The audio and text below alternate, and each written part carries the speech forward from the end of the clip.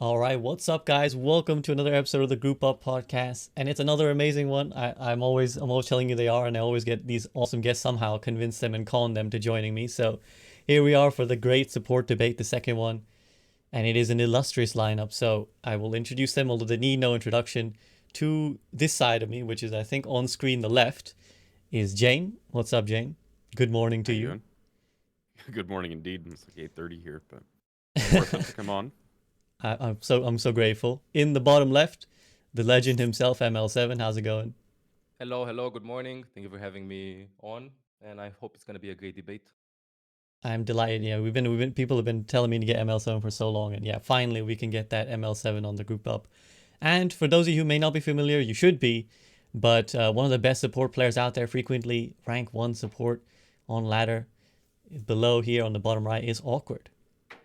Hello, hello. Thank you for the invitation. Delighted to have you, my friend. This is like I described in the tweet, this is like the brains trust of support players. It's about as good as it gets, guys. So, how are you feeling? I hope you guys excited for this chat. Yeah, I'm pretty excited.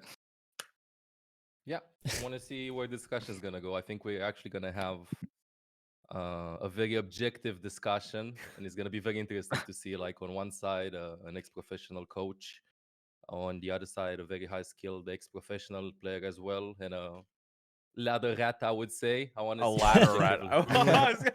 I was gonna say That's that three ever words. since I'm just barely, so people don't probably think of me as a support main, but back before I even got into kind of content creation, just for people who aren't aware, I did play semi-professionally tier three, and main support was my role back then. So that's kind of why I'm here on the support role. But yeah, previously I think that Awkward and ML7, both of you guys are more experienced recently. But yeah, I'll try and bring the perspective of kind of the coach side of things and professional play as much as possible.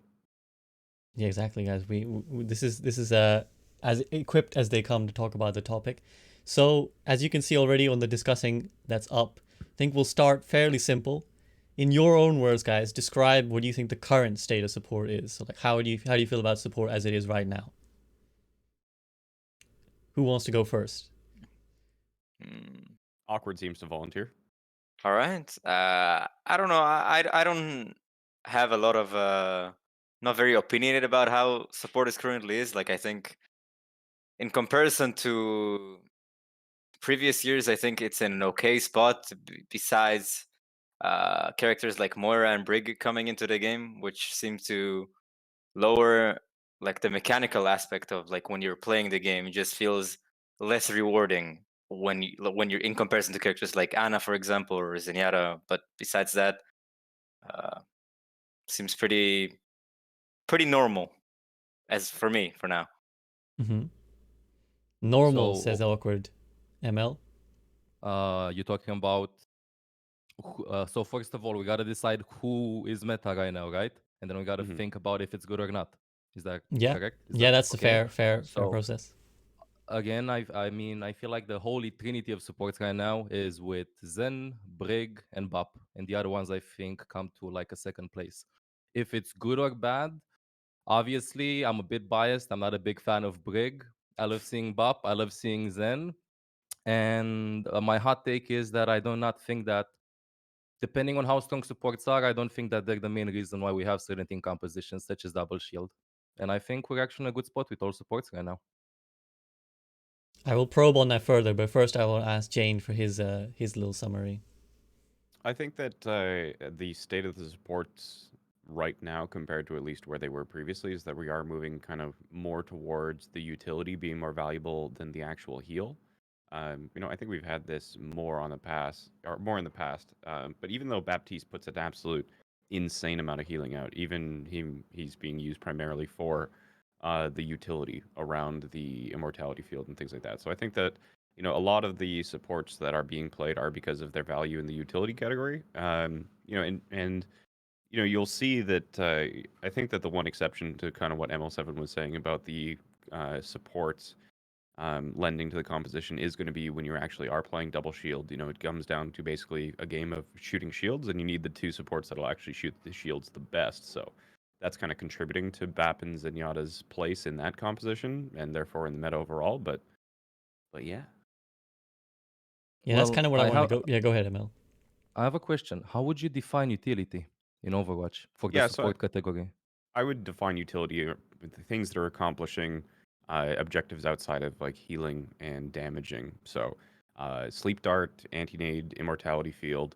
I guess you could. I wouldn't really, for the way that I was discussing it, treat movement as utility, but things that kind of have those like status effects or something like that. So a lot of fights will be won off of the immortality field, keeping somebody alive or having somebody overcommit on a target that you can then save. I mean, I'm sure that you're very familiar with how many fights you can win with anti-nades. The Discord utility in terms of doing the damage amplification, Mercy's damage boost onto Ashe. Those are the kind of things that I would define as utility. I see. What made you ask, ML? Because in my opinion, I think that literally every support has utility apart from Moira. Yeah. Because like Brig I has think stun, she has shield, she has armor. Like everybody brings a little bit of utility. I think we would better probably expand on it and categorize utility in bad utility and good utility, or easy utility and hard utility. For example, to get value out of speed boost against the Tincom that's very good at disengaging, that would be like a bad utility in this meta. While applying Discord Orb and shooting shields and stuff would be probably way better utility than speed boost. Or like Bob's Immortality Field would be better utility than Mercy's Rest, for example. That's why. Yeah, because stopping someone dying is better than them dying and then rezzing them. Exactly. Yeah, and I think that, like to the point, I think that outside of playing something like a Brigida Zen composition, kind of the actual ability to heal is kind of like the bare minimum required in order to kind of win team fights and win games. After that is the application of the utility that is winning games. That's kind of the point that I was trying to get into. Most of the fights that you're seeing kind of in this meta are not because a healer isn't able to heal too much. It's going to be applications of that utility. And in this meta, like you said, the res from Mercy and the boop from Lucio are going to have, just are less favored with the other heroes in the meta. Yeah.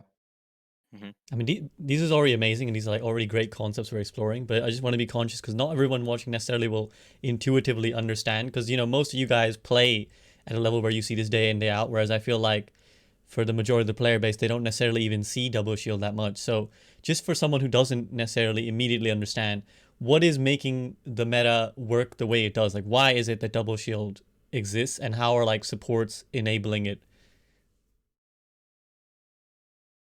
Awkward, do you want to take that one?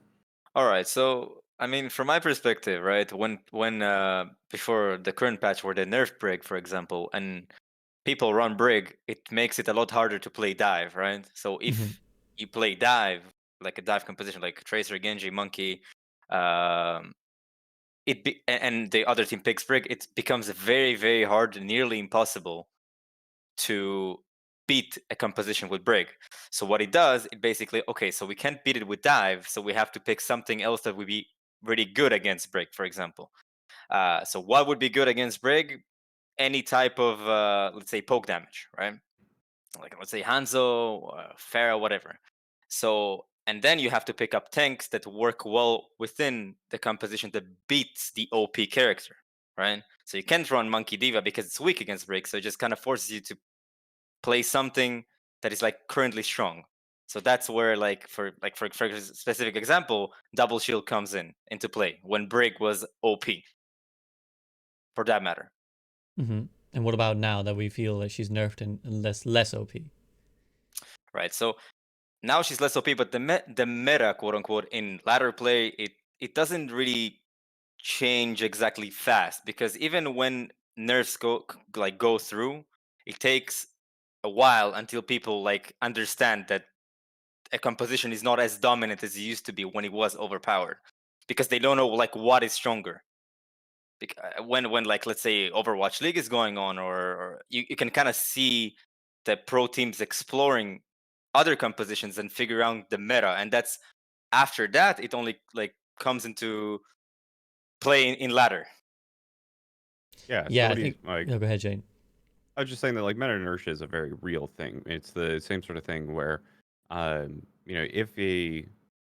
if double shield or something like that has been around for a long while, and then they make a slight balance patch where some other sort of composition is going to be a little bit stronger, the player's kind of competence and familiarity with double shield is still going to win out for probably a pretty long time before the composition changes. You only see these very massive shifts in metas and dominant compositions when there's actually massive shifts to the balance. But with these kind of more minor changes that they have been doing, this kind of player familiarity is going to stick around until somebody finds something actually really truly revolutionary.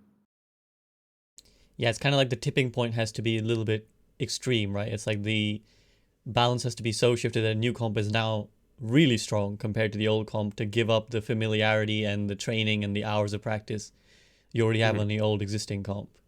And the same sort of thing happened. Go ahead, ML7. No, I'm sorry, I interrupted. Finish your idea, then it's just like I a was side just note. I just always like to bring up the origin of goats. This same sort of thing can happen where people playing kind of different variations on the same sort of composition. Like it was some sort of dive composition that existed before goats became a thing, but the actual patch that enabled the goats meta to exist and dominate it happened quite a few months before uh, goats started playing it. And then even when goats started playing it, a lot of the top tier teams, notably kind of Fusion University, were kind of decrying the composition as being good, and it's something that would like quote unquote only work at tier 3 or something like that. And then notably, Fusion University themselves lost to goats, and that was kind of the signal to everybody like, no, this is a serious composition. So, uh, you know, that is to say that when things people have a preference to go back to what they are familiar with. So if a player base is familiar with a composition like dive or double shield, both compositions which have existed in the past, that if those compositions become anywhere near kind of feasible again as being quite possibly the most powerful, the player base is going to settle into those old familiar habits. Whereas something like goats, it was really really hard for the player base to accept that this was a new way of playing the game because it really was quite novel. You had your quad tank rush back in kind of season 3, but Goat still itself played differently because the quad tank rush thing never really had the sustain. And now you're seeing the lessons that were taught during Goats kind of being transferred into Rush. So, I do think that at this point this is probably my naivete speaking, but at this point we've probably explored most of the compositions that can exist within Overwatch, at least at the highest levels, especially now that we've simplified the game with things like roll Q and 222. There's simply just less possibilities. You can't have things like potentially 5 DPS coming into the meta. It's just impossible. Um, so, yeah, I'll just finish my thought there. Yeah. I want to. Sorry, sorry, you go. awkward. Okay. It's the politest I- podcast of all time, by the way. But go ahead, ML.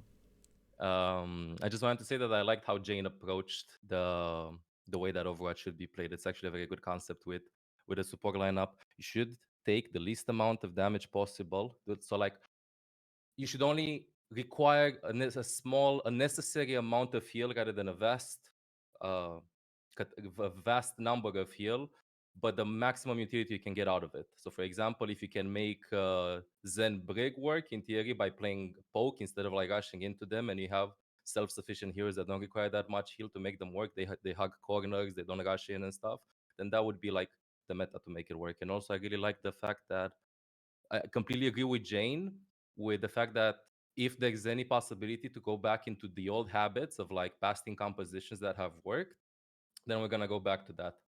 And unfortunately, though, I think that experimenting, although it's incredibly risky, is the way that we can make the game grow. So as Jayne said earlier, we like faulted back into double shield and stuff because like we got used to it. We saw some brick changes, some buff changes. Maybe we made them viable and stuff. And then we like picked the lowest risk team composition to pull off professionally and stuff. But I really do think that in Overwatch, the innovators do not get enough credit for their wonky team compositions that like define how the game is evolving. Let's take, for example, the Goats team, as Jayne said earlier. They should be like, in my opinion, the ones that should be more praised towards how like the game is going, because like then pros would like pick up, Overwatch League teams would like pick up and try to expand on team composition. And I think that we, especially we as ranked players, instead of like trying to settle into like the pro meta and stuff, we should be like more prone towards experimenting so we can make the game more fun, see if there are any other wonky team compositions, as Jayne said, that he thinks that the majority of team comps have already been discovered. I think we can still see some, I don't know, Bastion Tracer being played. Yeah, I think I'm hopeful and stuff. And even if there's not new compositions to be discovered, I think that there's definitely new playstyles Exactly. to be discovered within them. We're not just limited to the heroes. We can have different applications of the heroes, certainly. And I think that one of the problems, and this is primarily a problem that happens in the professional meta, no, not really at the top 500, the ladder or something like that, but it's way easier to imitate than it is to innovate. And the actual, the kind of risk reward or like you don't get any kind of reward for putting the effort in to innovate a composition, and you don't even know if there is going to be a reward at the end of that. If you are being that experimental team that's like, let's find a new way to play the game, sort of thing. It's very few times does it really work out for you. Quite a lot you get kind of laughed at or embarrassed if you try something and it doesn't work. Think about, again, I'm going to use a Dallas Fuel reference, but it'll be before I was on the time beyond the team. Like, think about the time where it was with Kai pulling out the Bastion and Mei strat on King's Row first, and it got dismantled because I think they were playing the Philadelphia Fusion and like Carpe landed a headshot or something like that. In retrospect, it can be pretty easy to kind of dismiss those kind of strategies. Whereas, a lot of time, the kind of success of these strategies are judged based off of whether they work or not, and that might be kind of an asinine conversation, but if you look at kind of the Los Angeles Valiant pulled out against the Los Angeles Gladiators with like this Torbjorn Ash composition that almost tilted the Gladiators off the face of the planet, and everyone was calling dishonorable. And then you saw that composition did have an overall effect on not just the Overwatch League meta, but it had an effect on ranked as well. But the Los Angeles Valiant, they got like one or two kind of games in advance before anybody was like, oh, there might be something here. And I think that actually, even though the Los Angeles Gladiators like tilted off the face of the planet, and Valiant kind of proved that this composition might have existed, I think, if my memory serves correctly, the Los Angeles Gladiators mirrored that composition halfway through the series and ended up winning. So it's like, there is not a lot of reward practically for people who do try to innovate on team compositions and strategies in Overwatch.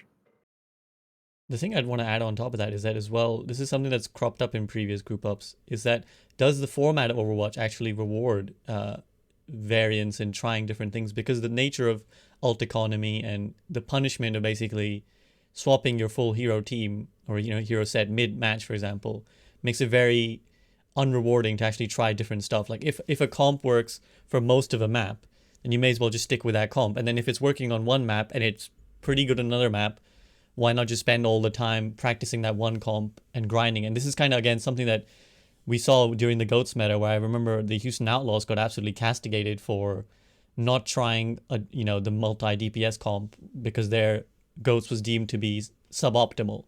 And the players kind of came out and were like, you don't understand. No, listen, we need to be like, if GOATS is good 90% of the time, then we need to practice GOATS. Like, we don't have the time to practice a different comp. So I think both in the time practicality, but also in the way that maps work. Like, yes, there's a point that might be low ground, and then there's a B point that's high ground, and then C point that's choke. If a brawl comp or if a double shield comp works in all three roughly well, generally pros tend to just stick with the same comp all the way through. So does the format itself kind of make experimenting not so rewarding? Awkward, I know you haven't had anything to say for a while, so do you want to chime in at this point?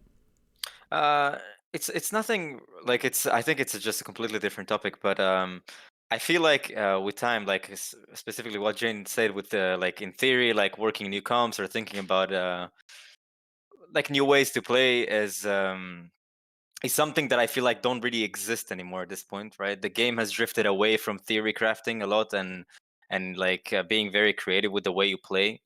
There's probably a lot of reasons to it, but I feel like at this point, like I remember, let's say 2.5 years ago, I remember I was like theory crafting a lot, like what composition could we play here, how could we play it, and like trying to come up with new stuff to counter like things that exist. But I feel like it doesn't really happen anymore because like the metas, I feel like since GOATs have been very, very dominant to the point where it's like there's no even when you theory craft, you don't have enough like something in the game. What I mean by that is that the characters, let's say, are not strong enough to deal with, like, let's say, goats. You couldn't deal with goats with die, for example. So it just kind of forces you to go and play goats and play the meta rather than try to figure out like a counter. I feel like there's a lot of reasons to it. Like, let's say, to be first of all, like to play a meta, you need you need people who play the character specifically. And nowadays, not everybody, like back in the day, know how to play like a set amount of characters. So let's say you take like an Overwatch League team, right? And you have like I don't know, 3 people in the DPS lineup, and everybody know how to play their respectable characters. But that's the reason why people pick a lot of like DPS players, to have like a certain pool of DPS that everybody can play. So uh, in Overwatch League, it exists because you can actually get like let's say 4 DPSs, but in contenders you kind of run 2 and you kind of work on their hero pools. And if you tell a Pharah player to suddenly play Hanzo, for example, even if the meta is strong for Hanzo, he's not going to be able to play Hanzo as good as people want him to. So I drifted away what I wanted to say originally, but what I'm saying is that there's no a lot of room for theory crafting, because it kind of like the game itself and the way people play it nowadays kind of limits the whole theory crafting and being creative aspect. I'd like to take on Awkward's idea. I agree with Awkward. I just think that, as Jayne said earlier, it's just more of a risk of experimenting right now due to the amount of pressure that's being put on. And I think that the only players that don't feel any pressure are ranked players. Like, you have a lot of pressure in Overwatch League with certain team compositions. Like, if you spend 2 weeks of screaming different team compositions and you somehow don't nail it, then you just wasted 2 weeks of practicing goats, for example. If in contenders you do the same thing, you lose matches, you get punished. You gotta have places where to theory craft. And unfortunately, there are 2 places where you can theory craft, but somehow the culture, I would say, the customs of ranked don't allow that. And on the other hand, the lack of tournaments don't allow that either.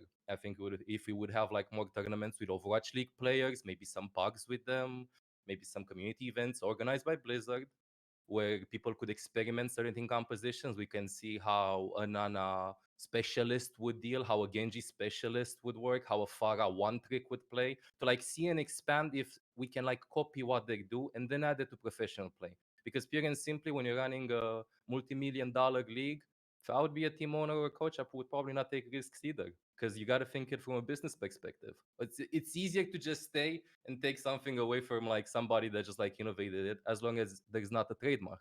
As Jayne said, there's no reward into like trying to explore.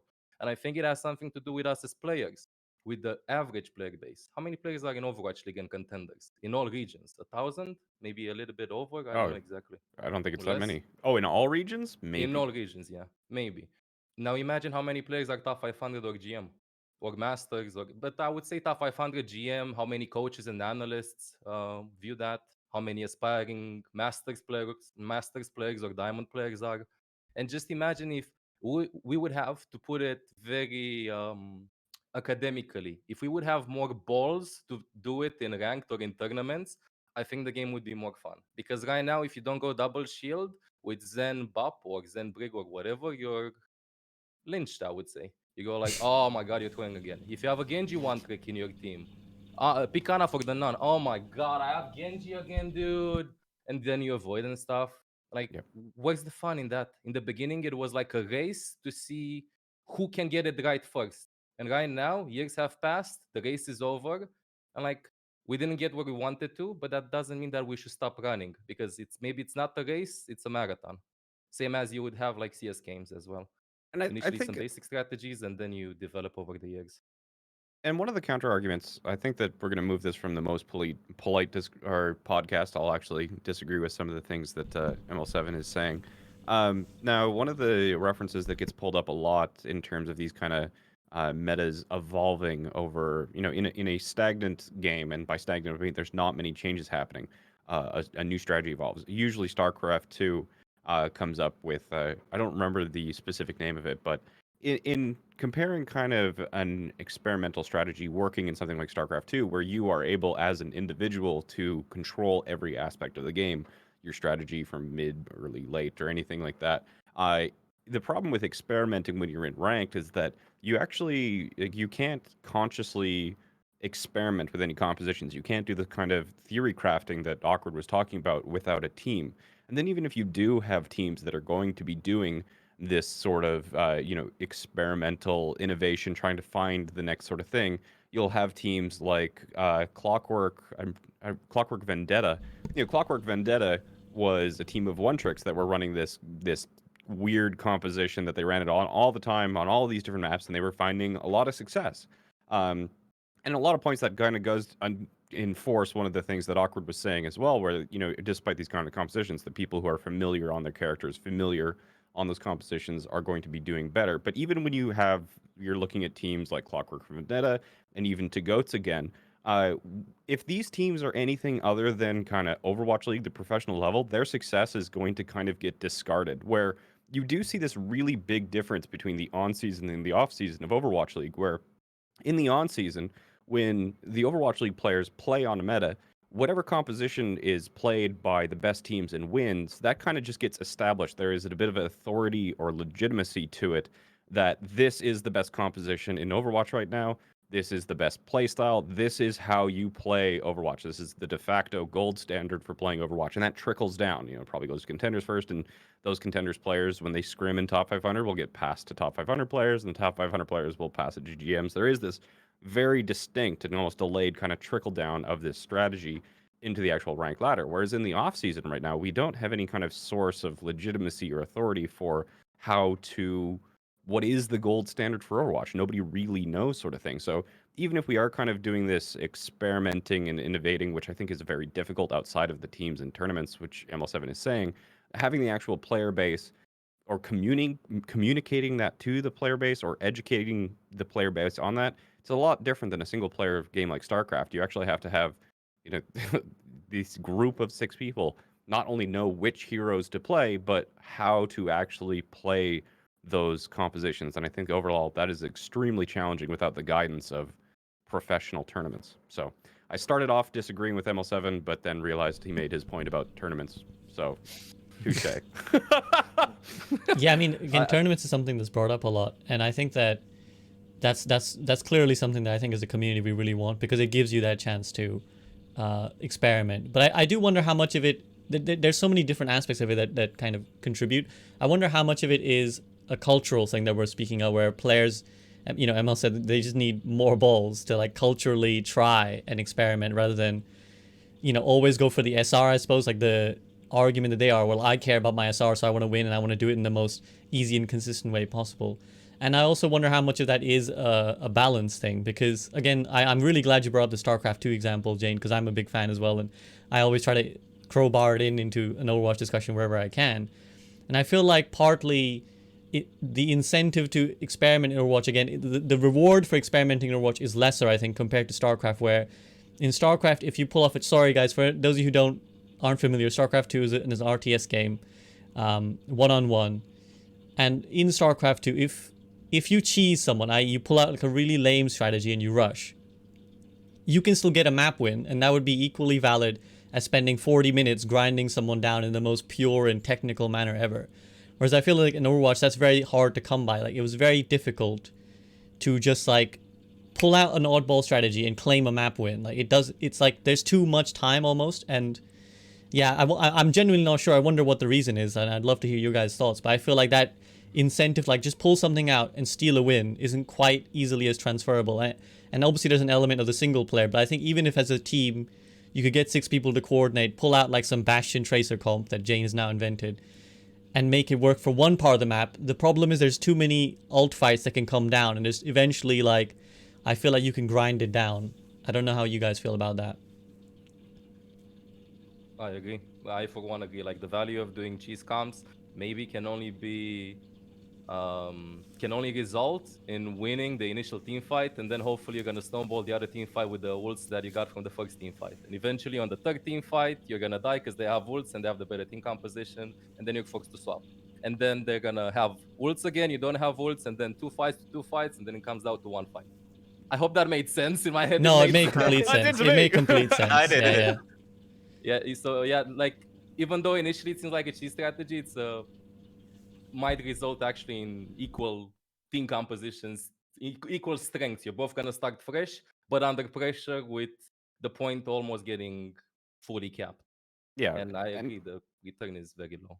this goes back to that Battle of LA thing. You know, when I was saying that imitation is always easier than innovation, I was mostly referring to using like replay viewer and kind of looking at scouting other people's compositions. But you know, there's more than enough examples. None of them are really notable where teams have kind of, you know, in absence of being able to defeat a composition, just match it and win. So yeah, there is definitely less benefit to a cheese composition happening in Overwatch because even if you do catch somebody off guard, at the very worst case scenario, they just match.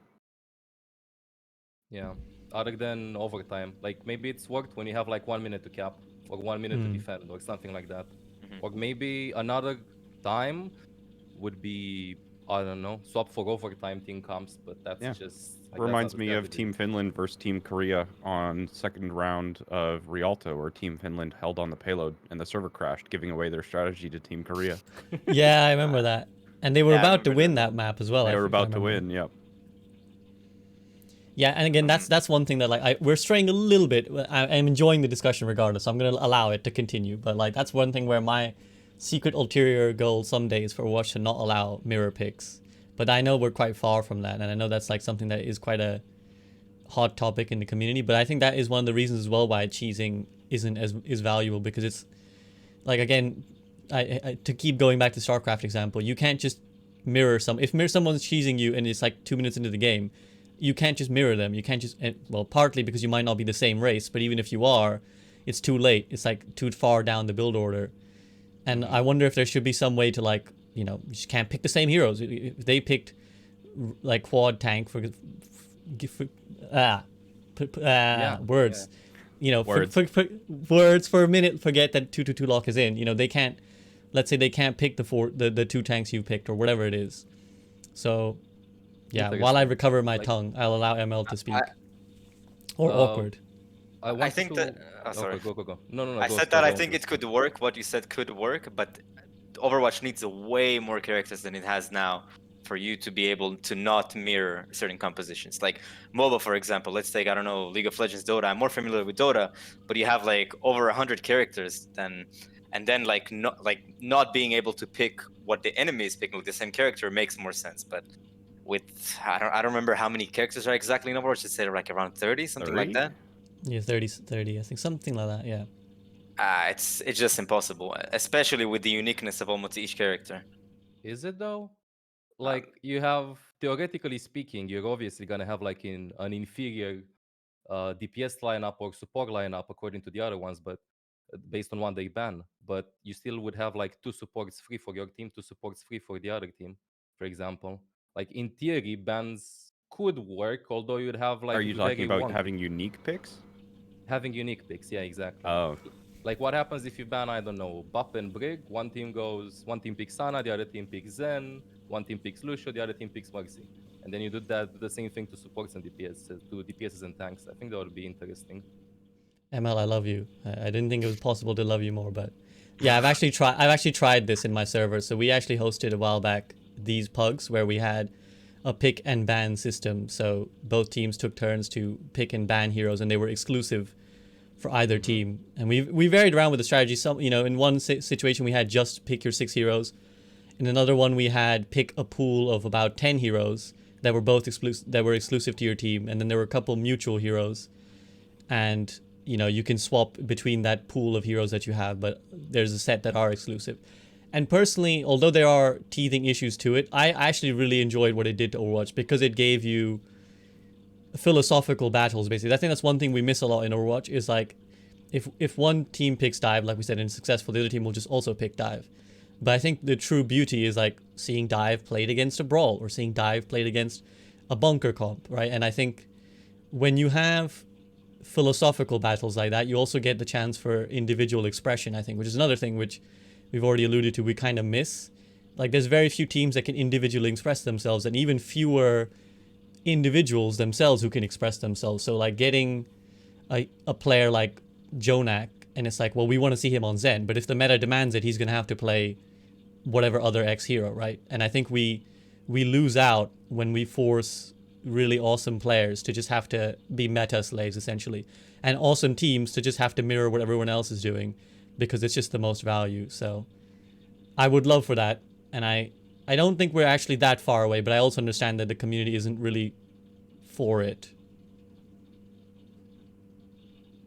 I mean, any community is just going to be against change, if any. It's like all the people who didn't like something are going to have quit and moved on to something else. So just inherently, the only people around are the people who kind of at least, if not like, at least tolerate what's going on. But I mean, I think that Overwatch is moving that direction, and I don't think that we've seen the end of the very dramatic changes to how the game is played. Like we moved from no hero limits to hero limits to now 222, and I think that we're going to be only moving further in that direction as kind of Overwatch matures as a game. So I think that at some point we'll get bans, and of course the ban system wouldn't actually prevent the challenge of mirrors unless you did have a pick and ban system, which would surprise me if that came in within at least the year. But at earliest, I can see a ban system going in for like Overwatch League Season 5. Yeah. I wanted to ask you, all of you actually, what would you remember like when you first started playing Overwatch? You had like those cards, too many snipers, too many defensive heroes and stuff. What would happen if, in theory, we would have an experimental card where you would only be able to pick one shield tank, and then you would need to like define shield tanks. Like you can only have Yeah. Orisa, you can have Orisa Diva, and that's it. Like Orisa Winston, maybe Winston's is a shield. I don't know. We got to think about the definition. You think that would make the game more fun? It would make DPSs and stuff more viable? I'll let someone else speak. Awkward, you go first. No, I think it's a very good idea in theory, but it requires like frequent balancing, like all the Yeah. time. Like I can see, like, in theory it sounds like amazing, right? Like when I think about it now, the more I think about it, what ML7 said is like amazing, but I can see it going wrong so easy by just like some characters being completely busted, and it takes like the balance team like a week and a half, or even like 2 weeks, 3 weeks, whatever. Let's To be honest, a year. yeah, If I didn't we're want to say it. optimistic. Yeah. So and like and I don't see like in other games, like specifically like MOBA, like League of Legends, Dota. Uh, the community and the devs themselves are very, like, it's very easy to identify some, like, a character that is overpowered, right? And they're very, very fast to balance it, and they're very fast, and it's like balancing a character, like when they're like 100 characters exist is really, really hard, but they do a really good job at it. And like I don't know what's the philosophy behind it, of like how it works, but I think maybe the balance team could somewhat mimic or like understand the theory behind like how like MOBA games balance their characters, and maybe apply it to Overwatch somehow, because I feel like balancing in Overwatch, like, it's a way too long, or it's like completely missing the point of like fundamentally like why characters are broken sometimes. Yeah. Jayne? I was just gonna say, like, this is one of the things that I'm very hesitant about saying kind of what should happen from a balance perspective. Um, there's always going to be a trade-off between kind of trying to make the game a very specific way or providing kind of options and freedom. And anytime that you do provide that kind of options and freedom, things usually go all out of whack when you do allow the player base or a professional team to optimize for one specific thing, whether that's mobility in the form of dive or rush, or whether that's going to be kind of shield health in the case of double shield. So we've already kind of moved away from, like, Goats really was maximizing sustain. That's kind of the one quality that it really, really maxed. And even then, when we even have the option of kind of like, oh, okay, we've got these, instead of having all 6 characters, that we can have all 6 of these going to sustain. These 2 characters here can max out these 2 things. It's like, this guy's got the shield, this guy's got the best shield, this guy's got the second best shield. We put that together, that means that we have now optimized for shields, sort of thing. But if you're trying to make any of these changes, I think that you really are trying to get into a point where, instead of providing this kind of freedom or the options for a player to, or a team to decide that they can do anything, I think that at that point Overwatch really has to come out and say that this is how we think the game should be played. So I think that if you're going to be doing that, rather than kind of trying to define things about shield tanks, you should say that this is the role of a main tank. The role of the main tank is to make space. The role of the off tank is to protect healers. The role of the healers is to support DPS. Like, you can say that, like, this is how the game should be played, because I think around like League of Legends, to use as an example, like the difference between a support and a mid laner and a top laner, like they have things that they are supposed to do. Kind of their roles are more defined than supports, because right now you can have all of the roles doing pretty much anything. Not only is it just the characters are still quite open in terms of the freedom and the option to play them however you like. But again, all the characters' playstyles, we've seen characters' playstyles change quite dramatically meta to meta, or one balance patch to another. So I think that if we are going to be kind of restricting the rules of the game down to try and make things better, I think that what's required is a distinct design paradigm, or a vision from the developers about what they want the game to be. Because like the player base is never going to be unified on what they think the game should be. So that kind of like what the game should be does need to be a top-down directive, more or less, from the developers. I agree. Yeah, I agree. And regarding the balance changes and stuff, I think the balance team of Overwatch, the mistakes that they're making is, hear me out, I think they're balancing the heroes. In League of Legends, although you have 100 heroes and stuff, I've played League for 4 years. And in Dota as well, you have a lot of heroes. You have items. You have power spikes according to items. They just balance out the items. You have somebody running with a Trinity Force on top lane, which is a very, a very well-known item in League.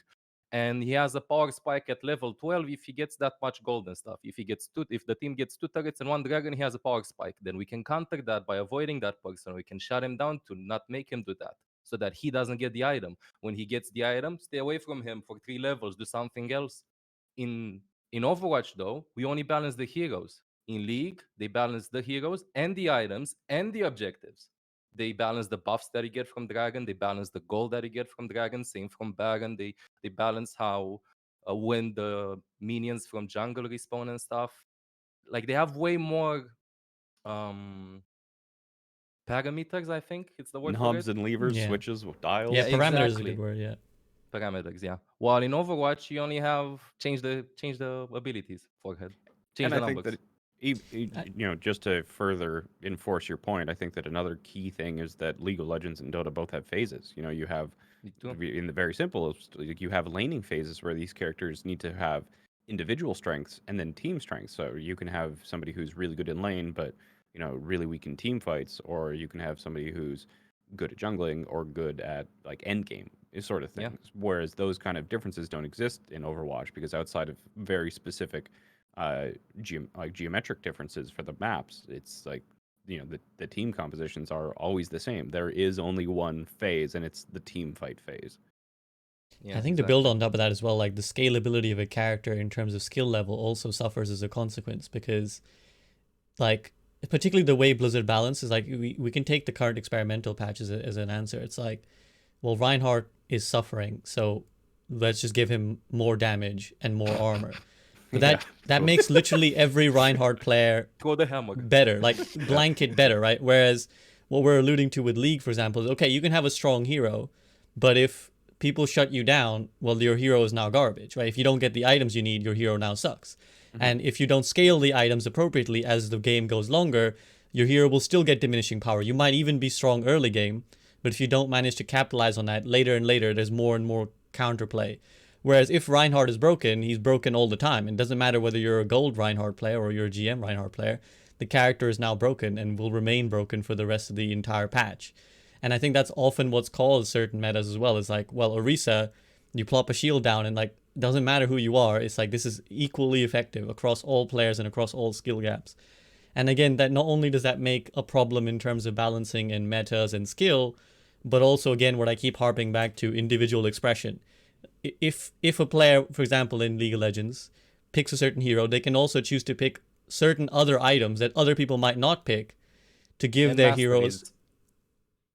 Yeah, go ahead. And masteries, yeah. And yeah, and the like talents. Things, yeah, exactly. Like you can pick more aggressive rollouts, I would say, more defensive rollouts, more tanky. Like exactly. So that room for individual expression is a lot greater, and that allows again for every game to look a little bit different than the previous game. Like even if you had the same 6 characters in a MOBA game, events might transpire or 5 characters, they might transpire in a way that those 5 characters look radically different, which is again just not the case in Overwatch with the nature of how.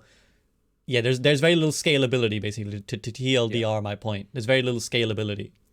And I think that, although Blizzard hasn't really been absolutely specific about this, I think that a lot of these things come down to Blizzard's desire to have Overwatch be as accessible and casual as possible.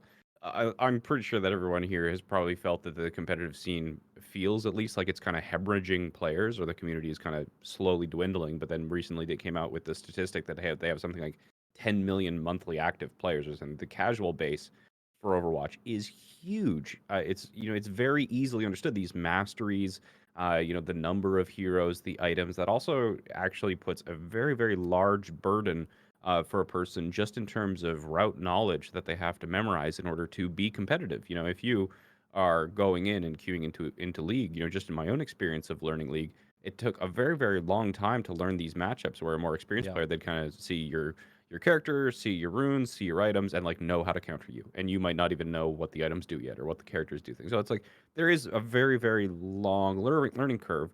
Exactly. This is the kind of extra burden that, like, this is the kind of con that system has, that is present in League and Dota. Whereas the pro is that it does give them the ability to have more knobs, dials, levers, parameters.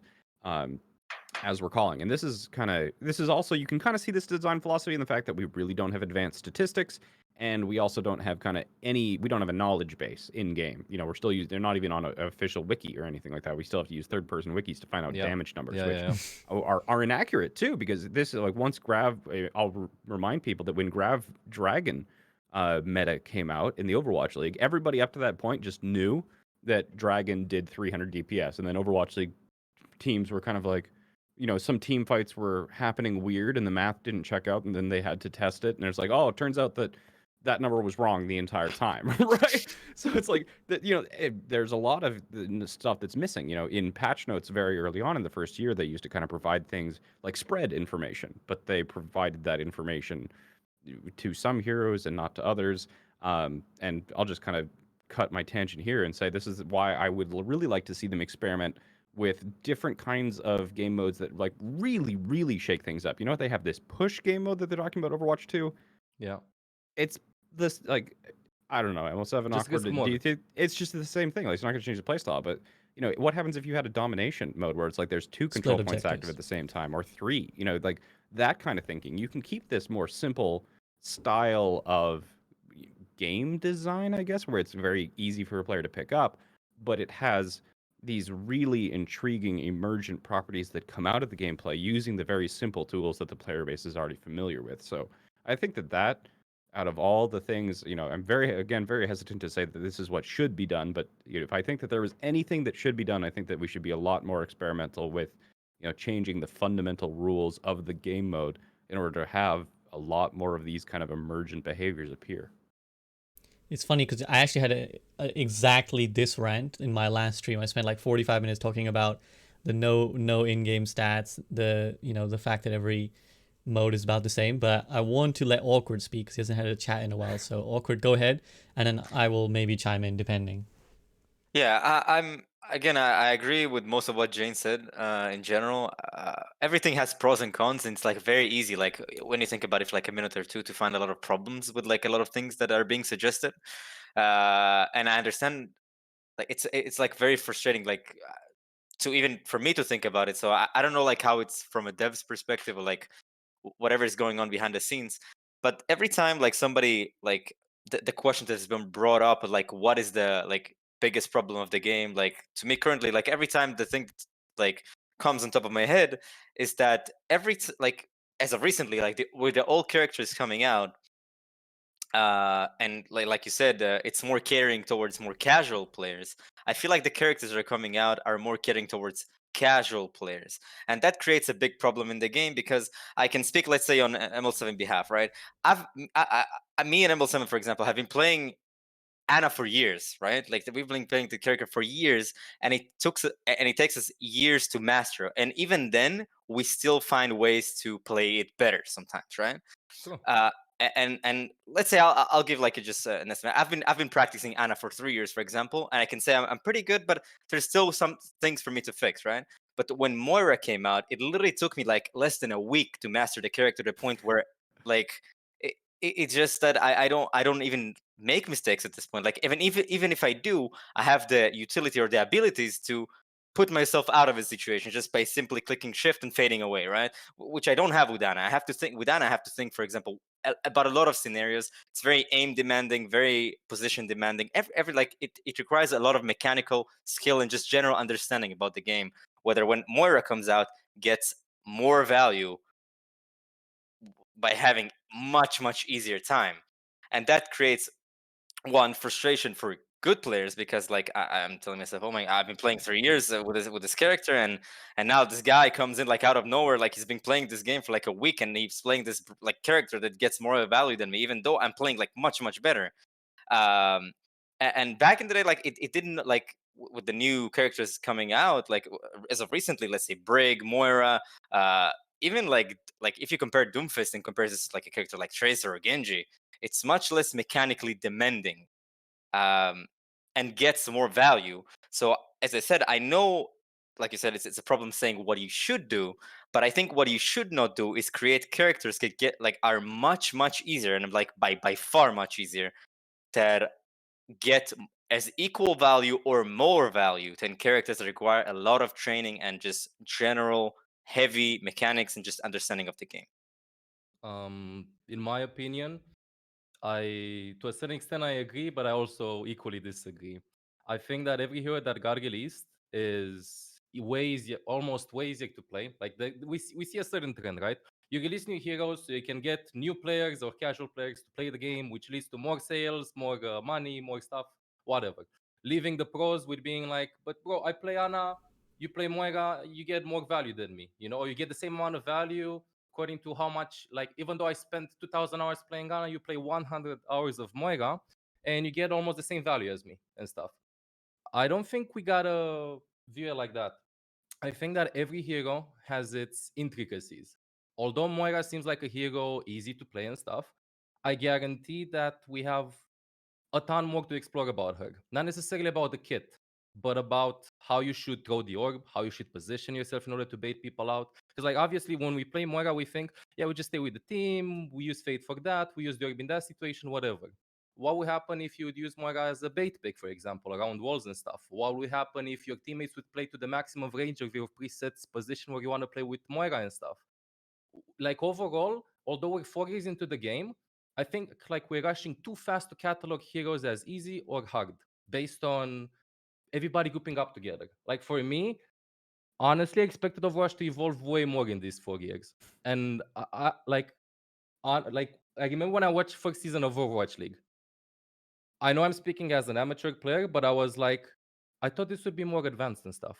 In CS, after a decade of playing, you see somebody peeking from the left side at a specific second after somebody uses a smoke on another side or like wall bangs the wall into the other side. We're still in the status where let's just play heroes where we stay together. And just recently we got, Sigma, you go off angle and stuff, or Widow, you go behind them and stuff. What would happen if with these simple heroes, we would do more bait strategies, considering their mobility and how easy they are to play? What would happen if we would experiment more with them and stuff? Although I do agree with the fact that Ana, for example, you can compare Ana's skill with Moira's skill. But the way you use certain heroes, I think it requires actually almost an equal amount of hours. And I think that you've got a really good point here. And this is kind of what you're talking about is actually the thing that really made me fall in love with the Overwatch League the first time. And I think that what you are talking about does require a much more stagnant meta. I think that this is also one of the things that was talked about as a criticism as we entered Overwatch League season 3 here with the hero pools and things changing, and the fact that players really wouldn't be able to get in to these compositions nearly as in deep. When we were looking at GOATs, one of the things that did happen with, again, like Philadelphia Fusion and Carpe, they had the innovation with playing the Zarya on that third angle. When you started having goats, which was originally this kind of all stick together composition, goats did evolve into kind of having these trying to have this triangle formation, and that was a really interesting innovation as these teams kind of pushed in that direction, and I really enjoyed watching that in Overwatch leagues in season 1. I think that this happened on a very small number of maps. I think that Temple of Anubis is the one that sticks out to me. Is that Temple of Anubis had it was basically considered solved in that the first point defense, there was one defense that you did for it, and because everybody knew how to defend, like which composition was the only composition that worked on Anubis, and which was the only composition that you could really take from it. Anytime that Anubis came up, you would see these very, very kind of minor shifts from both teams based off of this meta knowledge or kind of metagaming of what was known and what innovations were changing up. Where you knew a Genji would dash here, or you knew that a Sombra was going to get DM'd through the choke by your diva so that she didn't get de-stealth or anything. And these kind of innovations these were narratives that played out over the course of weeks, 2 months, to, if you're talking about Counter-Strike, to probably years as well. But that again is something that fascinates you. ML7 fascinates me, but again is not casually accessible. A person who kind of tunes in, they're only going to be able to see that as like, oh, it's this composition again. And outside of having really skilled casters and analysts being actually able to elucidate these really interesting things that are happening, it's just going to be very boring, bland, like drab, and so yeah, I agree with you, but I think that this is kind of one of the criticisms that was discussed, kind of recognized was going to happen going Overwatch League Season 3, and I think that we saw it during Season 2 with Goats, we saw it during Season 1, most notably in my mind, at least with Anubis, but I think with the rule set that we've got, we won't see what you were looking for going forward. I think that is a thing of the past now. Yeah, I mean, I agree with ML as well. Like, I would really like to see that, that intricacy. Again, go back to StarCraft, 10 years into the game's life, people still, I mean, StarCraft 1, 20 years, StarCraft 2, 10 years, people still discover stuff all the time. And the game's had, like, just minor balance tweak patches for, the last several years. So it is possible, but like Jayne said, it does require a stagnant meta. But to add to the whole casual thing, and this is part of what my rant was the other day, I actually think that in trying to cater to the casual, it's kind of suffering on both. It's suffering basically massively on both fronts, because what I see a lot, and I deal with a lot of what others might consider casual players, players who are platinum and below, and just got into the game and stuff like that. One of the fundamentals problem I see with Overwatch is that there's no bridge between starting the game and playing the heroes and then actually getting really good. Like, there's actually no in-game system to help you get better. Like, if we just, yeah, like, like, again, we don't have stats in game. We don't have any tutorial. Like, the tutorial is ass. It's just like, jump in and play Soldier 76 for like 2 minutes, and apparently you understand the game of Overwatch now. It doesn't even introduce what like a objective is. It doesn't introduce like what other heroes exist in the game. Like, this, the less said about the tutorial, the better. But the point is, even if you get in, you play hero, you basically are given just your hero. You don't even get what the abilities your hero actually does. You're just like, you're a mercy, you have a staff, it can heal people. Okay, well, how much? How much is a heal compared to this blue lady with this rifle, or this creepy looking lady with these hands? Like, how much does it heal? And then when you start to understand, okay, well, my heal does this much, and I can blue beam it, and I have an ultimate that does this. What then? Like, there's nothing that tells you what the objective is, like what a team comp is, other than like too many snipers or anything like that. Yeah. Sorry, Jayne, you go ahead. I hate to burst your bubble on this SVB, and like when I'm coaching a student, this is kind of one of the things that I like to make sure that people know what their character does, like the actual numbers. Because in a very recent example, a student that I was coaching, gets into a situation where he's in coalescence and the opponent pops tactical visor. And at the end, trying to go through that, I was like, all right, let's think about this situation. It's like, so, it's like, you lost here, right? But, what's your self-healing? What's your damage? What's the soldier's DPS in visor? Is he getting pocketed? Sort of thing. And then just using that to analytically figure out, like, what you should have done. So when the situation comes up in the future, that you can figure out what you can do. But there are a lot of people who just learn by doing, and they will learn not from kind of finding the situation once and being like, well, what was going on here? They'll just kind of like, try, and like 3 or 4 times they'll try and coalescence a nanovisor or just a normal tactical visor and die, and then they'll just learn not to coalescence a tactical visor, and they won't know anything about the number. But the important part here is that one of the things that shocked me is that working in the Overwatch League, there is a very non-zero number of pro players who don't know the numbers of the game either. And I'm not even fussed about the numbers per se. What I mean is that how do you go from being a player who just picked up the game to learning without external help? Basically, like the answer is you have to go to YouTube and you have to go to like. I mean, the real answer, I'm going to disagree with you very harshly here. The real thing is that you have to do it yourself. If you're always relying on somebody else in order to tell you how to play the game, you're never going to be the best. You have to do the research. But is it not the responsibility of the game to at least point you in the right direction? Again, to take the example of Dota 2, there are guides within the game that content creators can make that will help you play the hero as you're playing the hero. You can select XYZ's guide, and it will tell you like pick this item at this amount of time because it's good. Where's the equivalent in Overwatch? If you provide that same sort of resources, right, the only thing that you're really doing is increasing the amount of learning that needs to happen for you to be competitive. Whereas there's always going to be a bell curve. There's going to be 2 standard deviations below average, 2,000 standard deviations above average, and the more effort that you put into educating your player base, the more of a requirement you actually put as a prerequisite for that person to participate in this game. And the only thing that you've really done is you've moved the absolute skill level of this bell curve, but the bell curve itself still exists. So I think that the only thing that you've actually done there, you might have made the actual player more proficient in terms of skill at the game. But if you've improved everybody's still the same sort of thing. So as much as I can see where you're coming from and the fact that you and I both appreciate the pursuit of mastery and skill and having a higher level of gameplay, at least from a business perspective, it doesn't play out that way in terms of looking at it from Blizzard's perspective. Yeah, I'd like to say that the game wants you to be bad and wants you to stay bad. The more you play, the more things you can buy, the more time you spend in game, the more sponsors they can get and stuff. It's like the same with in economics with like a product. It's made to last for 5 years. It can last in theory forever, but why would you make such a good product when you only buy it once? You want like a certain amount of time until you want to buy something else and then something else. Same with the game. The game wants you to stay bad, so you can search for more Overwatch content to get better and stuff after a year or two, and then evolve on that. Although I'm kind of like in the middle. I think that Blizzard should at least add stats in game. I think it's horrendous that we do not have like stats in game to check the damage, the healing done and stuff. And I also think that they should maybe do more educational stuff, even if not from content creators, as you said.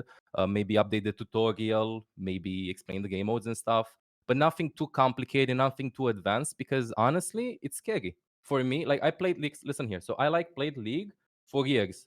If I would hop in Dota, I would be intimidated, and I was challenging in League. I would be like, "Oh my god, this is gonna take me 3 years," and this is why I'm not playing Dota. This is why I wanted to play Overwatch and stuff.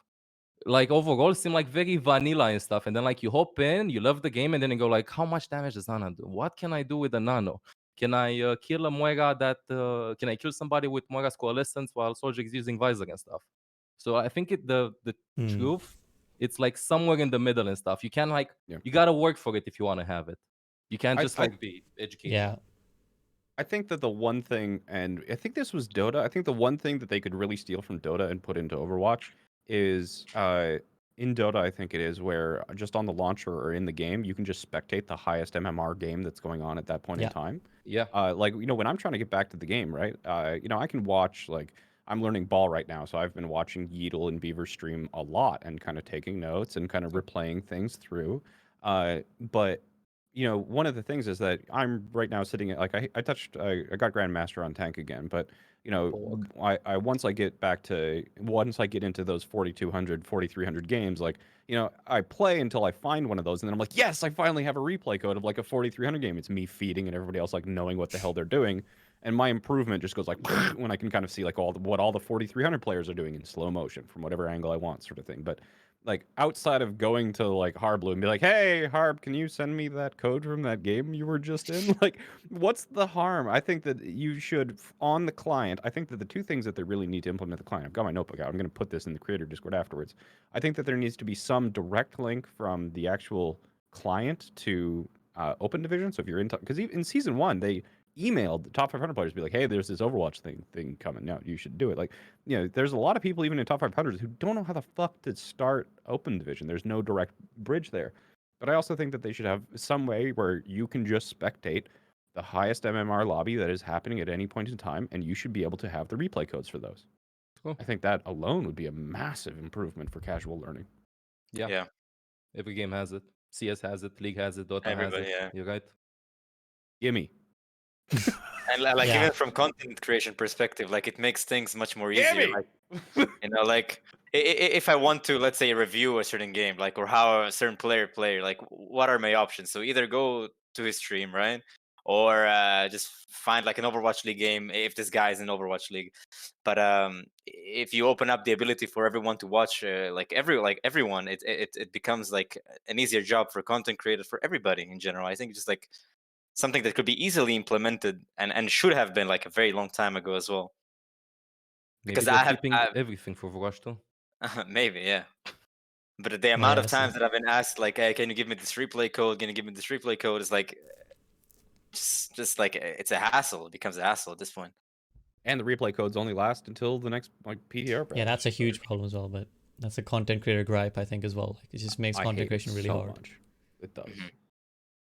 Yeah, to go back to the thing, Depends. I concede you guys' point that it does make a new set of problems. And in fact, I know from whatever vague touch I still keep with the Dota 2 community, they have a different problem, which is now they can't get new players because it's so difficult to get into the game. So I will concede that point. I think it's a fair point that you reminded me. I suppose as I sigh and accept, I would have to say that I'd prefer the game to go in that direction of a more like true infidelity kind of like, let's go for a more a better game, a skillful game, let's call it. And I guess again from a business point of view, we would have to argue that, well, League and Dota must be doing something right because they still remain the most popular games out there. I think League's ability to sell skins has very little to do with its game design. Well, I mean, even just in general popularity though, they do Yeah. still hold down the numbers, and I that's another question that perhaps is for a different podcast because we are straying. But I wonder what it is that's keeping. Actually, I'll ask it. What do you think is keeping Overwatch from that level of popularity? Tournaments. Oh yeah. When I first started, like I was playing CS in high school, right? And then somebody came, dude, League of Legends, new game, but it's a MOBA. I don't like MOBA. Bro, listen here, tournaments. You can win this much money. You can do this. But I want to play pro. Then I started playing League. I liked it. And there were a ton of tournaments.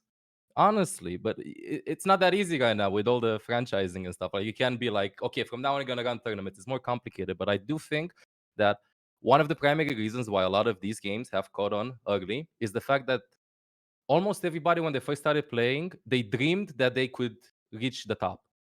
Like the illusion of reaching the top and stuff. Or as a CS player, as a Dota player, as a League player, I feel like that's one of the things. Like you played for the competition for stuff. But right now, in Overwatch, I feel like that's fading slowly but surely. Although people have been stepping up and organizing more tournaments, which is kind of bog, but we need more. And that's it. Yeah. With tournaments, I completely agree. Like in Dota, you can even like you don't have to sign up to external tournaments, which like is like exist.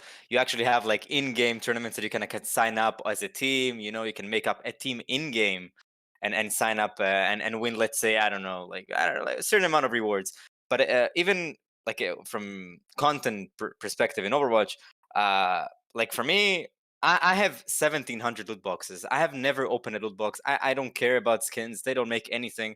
Like I get no monetary value or any value because everybody can get those skins, right? There's no exclusivity in anything. Like in other games, you have like let's say Counter-Strike, right? CS:GO. You have like these exclusive knives with rare patterns. Like you can kind of like flex your skins almost, right? From tournaments.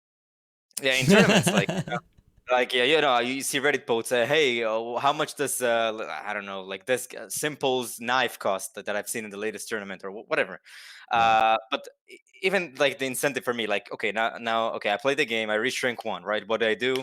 Take a screenshot, post on Twitter, hop onto another account, and do the same thing. But there's no reward. Like, there's no like, okay, so I reached like the top of ladder, but what is there for me to do?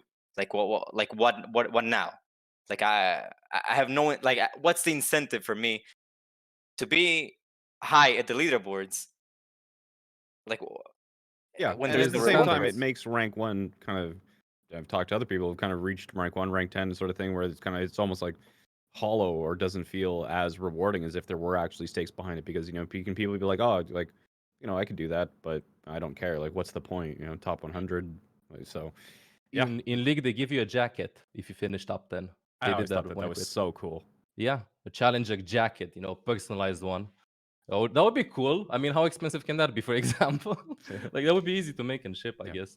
Or you get like under your nickname, hey, rank 1 yeah. season, yeah, something like that kind of puts you out there instead of different people. Because okay, I post on Twitter, they do this thumbs up, okay, whatever, cool, I move on with my life. There's nothing like, and I've spent so much time like grinding for this, but no nothing. Like, it just doesn't feel rewarding at all. It's like self-reward and that's it.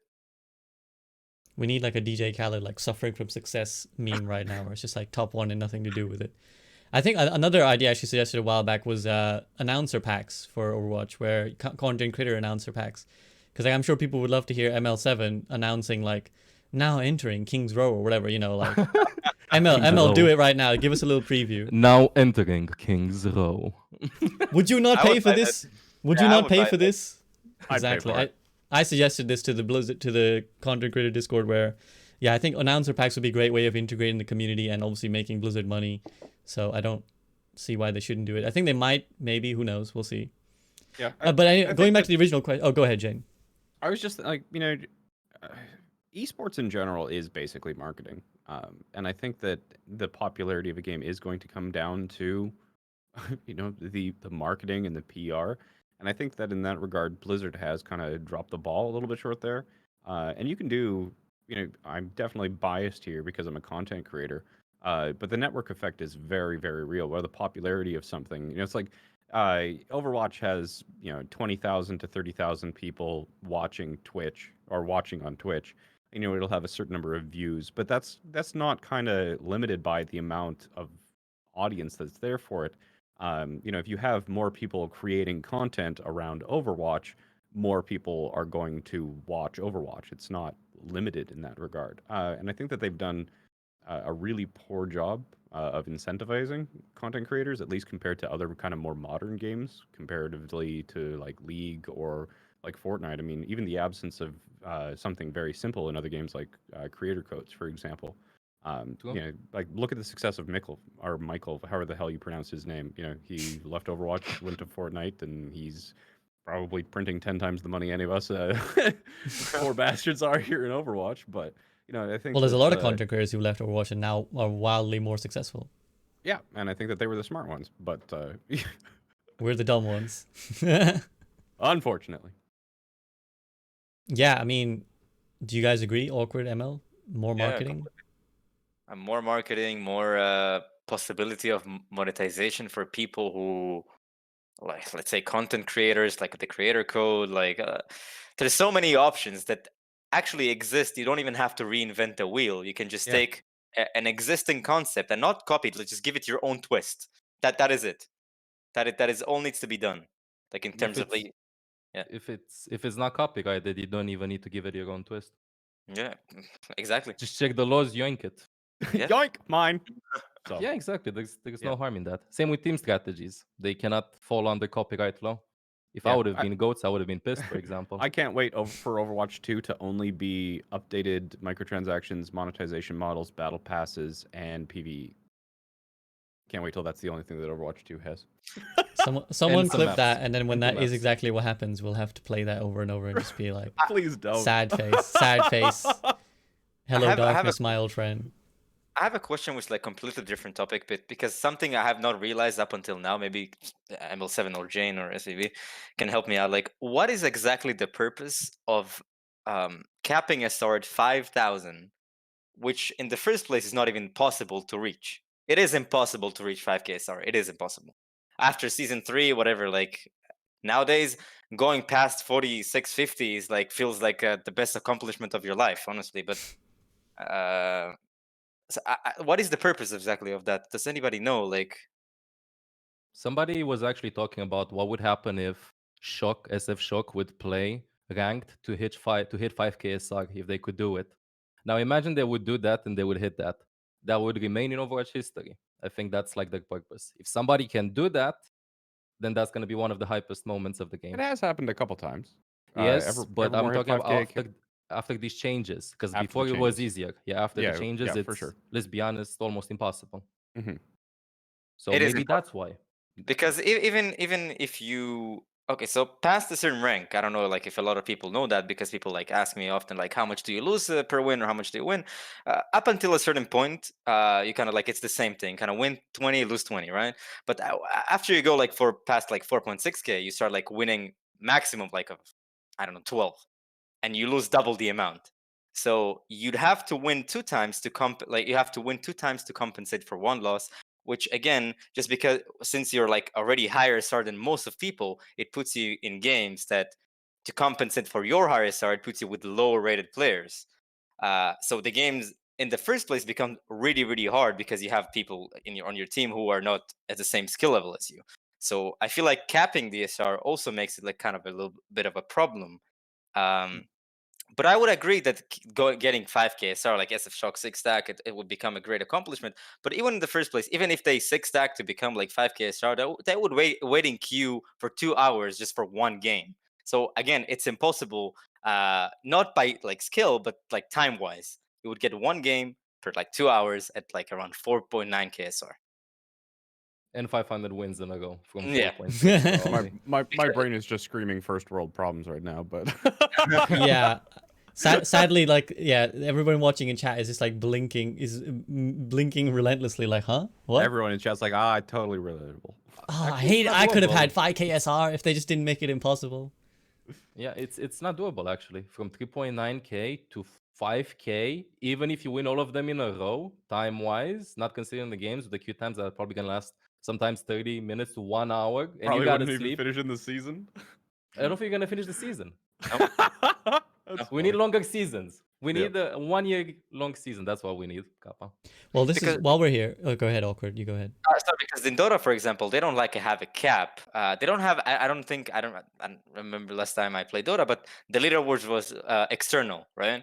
And it actually like meant something because like if somebody would hit like 10k MMR, it would be crazy. Like who is this guy? Like who? Like how did he reach it?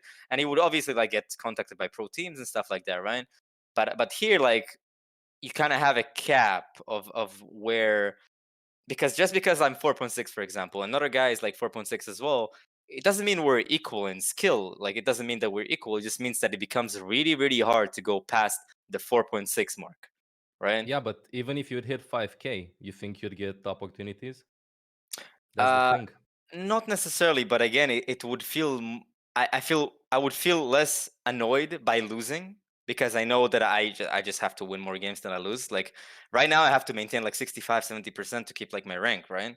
But like Yeah. in a game like Dota, you just have to be 51% would be enough, right? Yeah, but you said that, for example, if you want to be scouted, just as an exterior example, you would be a player who would hit 5k season 56 of Overwatch, and you Hmm. would not get a single team invite or team offer because the reason would be that, oh, well, the majority of the players, of the professional players, don't even play ranked anymore, or they're not well adapted to the teams and stuff. I don't. I mean, I understand the whole cap thing, and I do think that it should add more prestige to people actually hitting rank 1 and finishing and getting 5k SR or even higher. But I don't know where this mentality came from around the fact that rank doesn't matter, and Blizzard is keeping it that way. Hmm. Like it's not like in other games. I know for sure. I know people from Romania that actually were grinding. I got a hit challenger for like 3 seasons in a row, top 10 even, top 10. He got invited by LCS teams Hmm. for tryouts and stuff. I don't know. Again, I'm speaking just PXA and stuff. I don't know if a team's gonna be like, "Yo, you're so sick on the ladder. Let's do it." I think scouting is one of the underlooked aspects in the pro scene. from having talked to a lot of people, I mean, a lot of people who are trying to go pro, I get quite a few messages. And the general gist behind it is people know that in order to get a pro team, that they have to go through open division and then from there kind of get on a contenders team or know people or have a connection or something like that. And I think that one of the main interests behind being kind of top 10 or rank 1 is to start their journey into actual kind of professional ladder and tournament Overwatch, at least in the highest kind of tier team possible. So whereas you might not get into the Overwatch League right away, being kind of like consistently rank 1 and known as rank 1 might get you on kind of like the best contenders team, and from there get picked up into the Overwatch League. So at least that's kind of the rationale that's been given to me quite frequently, is that even though the ladder won't get them directly invited into the Overwatch League, at least let them start as high as possible on the pro ladder for what it is. I would agree if it was like Overwatch League Season 1, but I feel like nowadays people get scouted off of ladder more than they actually get from pro play. I can speak for myself that I've had more opportunities like within pro play Overwatch League, for example, just scouted like just looking my ranked ladder rather than me playing pro play. And it's not to discourage anybody from playing pro play, because it has its own uniqueness and fun on its own, like playing for contenders, for example. But I've played two seasons of contenders, for example, yeah, in North America. I have almost received 0 opportunities to even like be considered or trialed. But as soon as I started hitting like high ranks, that's where people like start coming in more, and not only because like it helps with scouting. And one of the issues that you addressed, like ML7, like you said, just because you're high ranked doesn't mean necessarily people are going to come to you, but that also because stats don't really exist in Overwatch. Like you can't really, it's really hard to compare. Looking at the stats, there are stats, but they're so vague and they say nothing um, of how good I am in comparison to other players, like on ladder, for example. Is it? Do you think the opportunities are correlated with the rank that you have, or does it have to do with the experience that you have and with the name that was there for years? Because that would be uh, one of the main factors. I Because think you a can know lot, for sure. because a lot nowadays, like I'm not saying to get into a pro team, but to getting the opportunity to trial, right? So I will have more opportunities to trial for pro teams when I'm rank 1 rather than getting top 4 in contenders, for example. And I know this from experience of my own and people that I've played with, specifically in the past year and a half.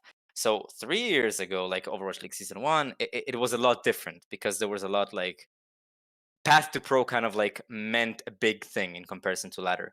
Obviously, ladder always helped to get opportunities within path to pro, like the France, Inertia, like those big name space, who always hit rank 1, and they got picked up by pro teams and contenders, and after that they went through. But it all started with ladder. It all started with ladder. Yeah, but didn't you finish like how many times did you finish rank 1?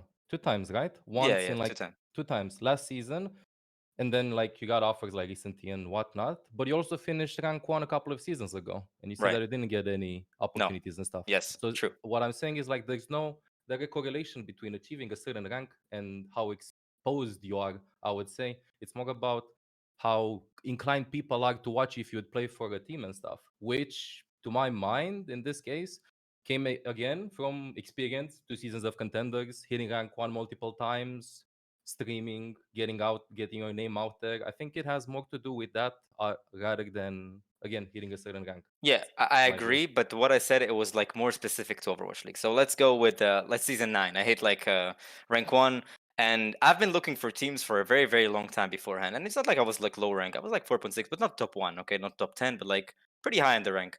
And I've been looking for teams like even in open division, and nobody was even considered like trialing me, and uh, that was like alright with me. And then I hit like rank 1, and that's like where all of a sudden not only open division teams, but like actually contenders teams are like even like offering me spots, positions without even a trial. So like for me, it was like a smarter decision to actually grind rank to possibly hit rank 1 and get the opportunities within pro player, rather than grind from open division and try to go like from there to contenders and possibility of Overwatch League. Yeah, but aren't there like multiple players that are in Overwatch League that have never hit rank 1 or a very high rank, for example? True, there are, but as I said, I think this mentality of like high ranked is like more of a as of recent. as of like, let's say last year of Overwatch League, like season 3, and going forward from here, right? Because I So would be highly doubt that like in Overwatch League season 4 you would actually pick like somebody who's like 4,300 so that came out like from Open Division. what I'm getting from this is obviously you guys kind of have a different personal perspectives on this. What I'm getting from it is that the path to pro isn't necessarily clear, is what I'm getting from this, because ML is of one perspective where he's like, there's no correlation between the rank you hit and the number of trials you get. And Awkward is like, no, I feel like I've been getting a lot more since I hit rank 1. But again, should it not be a bit more clear? Like, you do this, you get a team? There is a meritocracy in sports. There's how many tickets you sell, my view of it, and how good you are. You can be the best player in the world with literally no contact with fans, no nothing, zero image, zero marketability. You can literally be like the best one that's stuck in diamond and whatever, but you can be the best coach ever, and it doesn't matter. Unfortunately, that's how life is. It's a combination of luck, of how well you can market yourself, or of how much you love the game. Because on one side, there's a difference between playing the game just to be good, I gotta reach something, and playing the game because instead of like goal driven, I would say by the love of it. You know, I love the game. I want to do stuff with the game and stuff, and I don't expect anything from it. If things happen, they happen. And I think that's like a difference in approach and stuff. Although I do believe that as it would it be nice if you would hit a certain rank to have guaranteed a scrim spot, a scrim block with a certain team? Would that be nice? Like, let's say you hit top 10 and you're guaranteed a scrim block with the bottom, I don't know, 10 teams, 5 teams, whatever. I don't think that's gonna be good. Jayne is like so No, scrunched. see? His What? face It's is so absurd. scrunched. Oh It's my absurd. goodness! If you were one of the teams who were being obligated to do that scrim, oh See? my god, they would be Obligated. And I'm fucking talking mad. about top 10. Imagine But being top 10, one 4.7. You would one thing I'd want to add to that rage. is that is like, for example, I mean, I'm not the most familiar because I'm European, but like in American sports, the ladder is a lot like more clear, right? It's like you get a college sponsorship, then you get put in the draft, and then the teams have like there's a clearer system of like you pick teams up. The worst teams get like better favored drafts and stuff. So is it insane to have something similar in Overwatch where it's like, well, if you're a ladder player, you get to get drafted for say by some of the worst teams in contenders or wherever it is.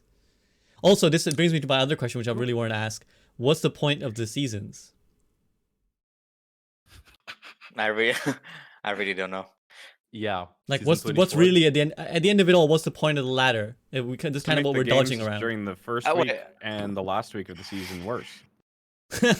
I want to address something that ML7 said as well, which I completely agree with, like networking and marketing yourself and like being like selling tickets, which is like completely true.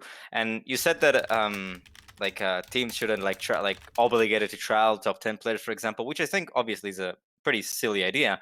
But what if you had like something like, okay, so, and that would give incentive to actually play ladder. What if you do something like, okay, so there's this I don't know, like what to go all-star weekend, or like just this tournament, top 10 players playing against each other, which is like gonna be pretty big, like for example. And that would like, you're not directly getting like invited to be in the Overwatch League, but at least you get some sort of a spotlight that people To can show your actually see you. skills. Yeah. Yeah, if it would be, that's like something that I actually like got the idea from SVB from earlier with the NBA draft pick and stuff. That would actually be a good idea in my opinion. But organized by Blizzard, streamed by not by like the favorite casters or whatever, so you can like create some hype and like offer opportunities to get scouted. That's what we're talking about. Yeah. And you get to those opportunities based on the rating that you get in, I guess. Doesn't League have Finish something it. like this? It's like is it Toyota or Honda Scouting Grounds or something like that? I don't know about it firsthand, but somebody had mentioned I to me a haven't few played weeks it in ago. years. Probably. And that would also give opportunity to build a fan base in a way, right? Because Hmm. let's speak the truth. Not everybody is like comfortable with streaming, being on camera, like whatever. Maybe they don't have like an attractive personality to a lot of people, like just like yourselves, for example, right? They're more like they're more like introverted, like and it's really hard to build a fan base or connections in the first place, which is like extremely important, like in a franchise system. But if you gave them the opportunity to play and be like on the spotlight just by being this really good ranked player, under obviously Blizzard supervision, like ML7 said, casting and stuff, you can actually build a fan base fairly easily if you are good, but don't have the other traits, because the other traits can be taught. Being marketable is something that you could teach somebody to be, right? It just takes time. But some people don't have, some people have naturally in them, but some people don't. Okay, Well, I don't think could you not make the everyone can be argument? taught. Could you not make the I argument that think- being good is something that you could be taught to? Exactly. That is, yeah, I agree, but I think it takes much more time. I It think really it depends on the depends. individual. Yeah, exactly. It depends Yeah, on it depends the on the individual, right?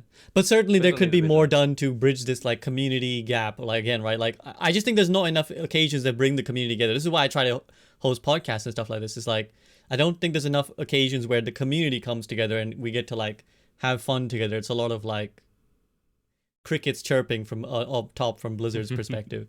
I mean, like like on this issue, I can give like a very minor example. Is like recently I hosted this thing called the Rank Gauntlet during my Spotlight stream, where I got content creators to come on and we did like this fun game show type thing where they chose handicaps, they chose a lobby to get put in, and then they would play to see how many points they could get. And in those games, there was like frequent gold games that content creators selected to be put in, and there was a player called Depression who was like a beast of a Reinhardt basically, and he just started like shattering 5 people all the time, and like he was first he was carrying Arge, then he was against Arge, and he like stomped Arge with slams and stuff, and now everybody has been like, Depression, man, we need to see more of this guy, like put him more in your content. And like I'm doing another challenge called the Unlucky Challenge next week, where I put players who think they belong in a higher rank against players in a higher rank. So everyone's like, get Depression on the Unlucky Challenge, like we need to see this guy against Masters.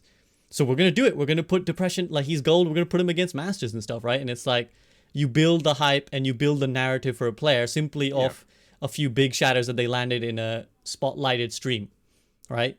And why aren't we doing that kind of stuff for players who are like, well, look at this guy, he's a god beast on Ana, land sleeps all the time, like, oh my god, again this guy. So yeah, why aren't there more? Again, we go back to the why same aren't thing. we as the Overwatch community doing that? Because like the Overwatch League does do that. Like they try and make those narratives. But that's for the but pro with the Overwatch- players. I but mean, yeah, like the players because- who aren't because pro. That's what actually makes money. There's no incentive for them to do it for people who aren't pros. So it's like who is going to build those narratives that we can either like really External the only tournaments. way in my head is that they work is if they kind of emerge almost like naturally sort of thing. But again, that would kind of require tournaments that the community cared about, and even the community overall doesn't really seem to. They barely care about contenders. I mean, like Falk had its, it's kind of time, but it's the interest in that has kind of petered out, and we don't really have, like as a community, we don't really, hashtag support tier 2 and all that, but having kind of been in the proverbial trenches of that war for for a while, like the community just doesn't really care. Not The as a community whole. doesn't care when True. they see you desperate, my opinion. If you're trying to When they force see they see you desperate. Hmm. Hashtag support tier 2. Mhm. If it would be a Why? good tier 2 scene, Yeah. you wouldn't be like, what do you mean support? I don't want to support tier 2. I want to watch something I fun want to and be stuff. entertained, Yeah. right? Exactly. Like, please support Yeah. tier 2. Please do Yeah. that. Do this. Yeah, be guilt like tripped into it- doing this, not Well, because yeah. you enjoy it. Like or the way like they're forcing storylines and rivalries in Overwatch League and stuff instead of letting them evolve naturally and stuff. Yeah. But there aren't a lot of instances where pro players can like interact with each other and stuff like it's very weird. I don't know. I feel like the fact that they're controlling so much of it is what actually led to the hype dying a little bit. Although I do think the game is absolutely amazing. The resources are still there. And I think it's an active change that I'm speaking for, I hope that you all agree, we as content creators, we got to be I love your optimism. more and more. I guess I'm optimistic because, like, I can't say a better game than this, honestly. Yeah. Like, the design is amazing. The way It that is. aim feels, the heroes, the uniqueness of it, the gameplay flow, the different team compositions and stuff. The fact that it's first person and not third person. The storylines, the lore for some people. It's amazing. It just Mhm. needs, I would say, as you said earlier, a bit more love into the marketability aspect, not from necessarily content creators. We just got to keep on doing what we do, create content and stuff, Yeah. and like keep up the hype so that they have something to build on. but they just need, I guess, to dump more money into marketing teams and do things without Yeah. forcing them. Just let them flow. Put the resources and let them create it. I've been in a lot of kind of gaming communities where a lot of people have been like, you know, we just need to be better as like community or as fans or anything like that. But you know,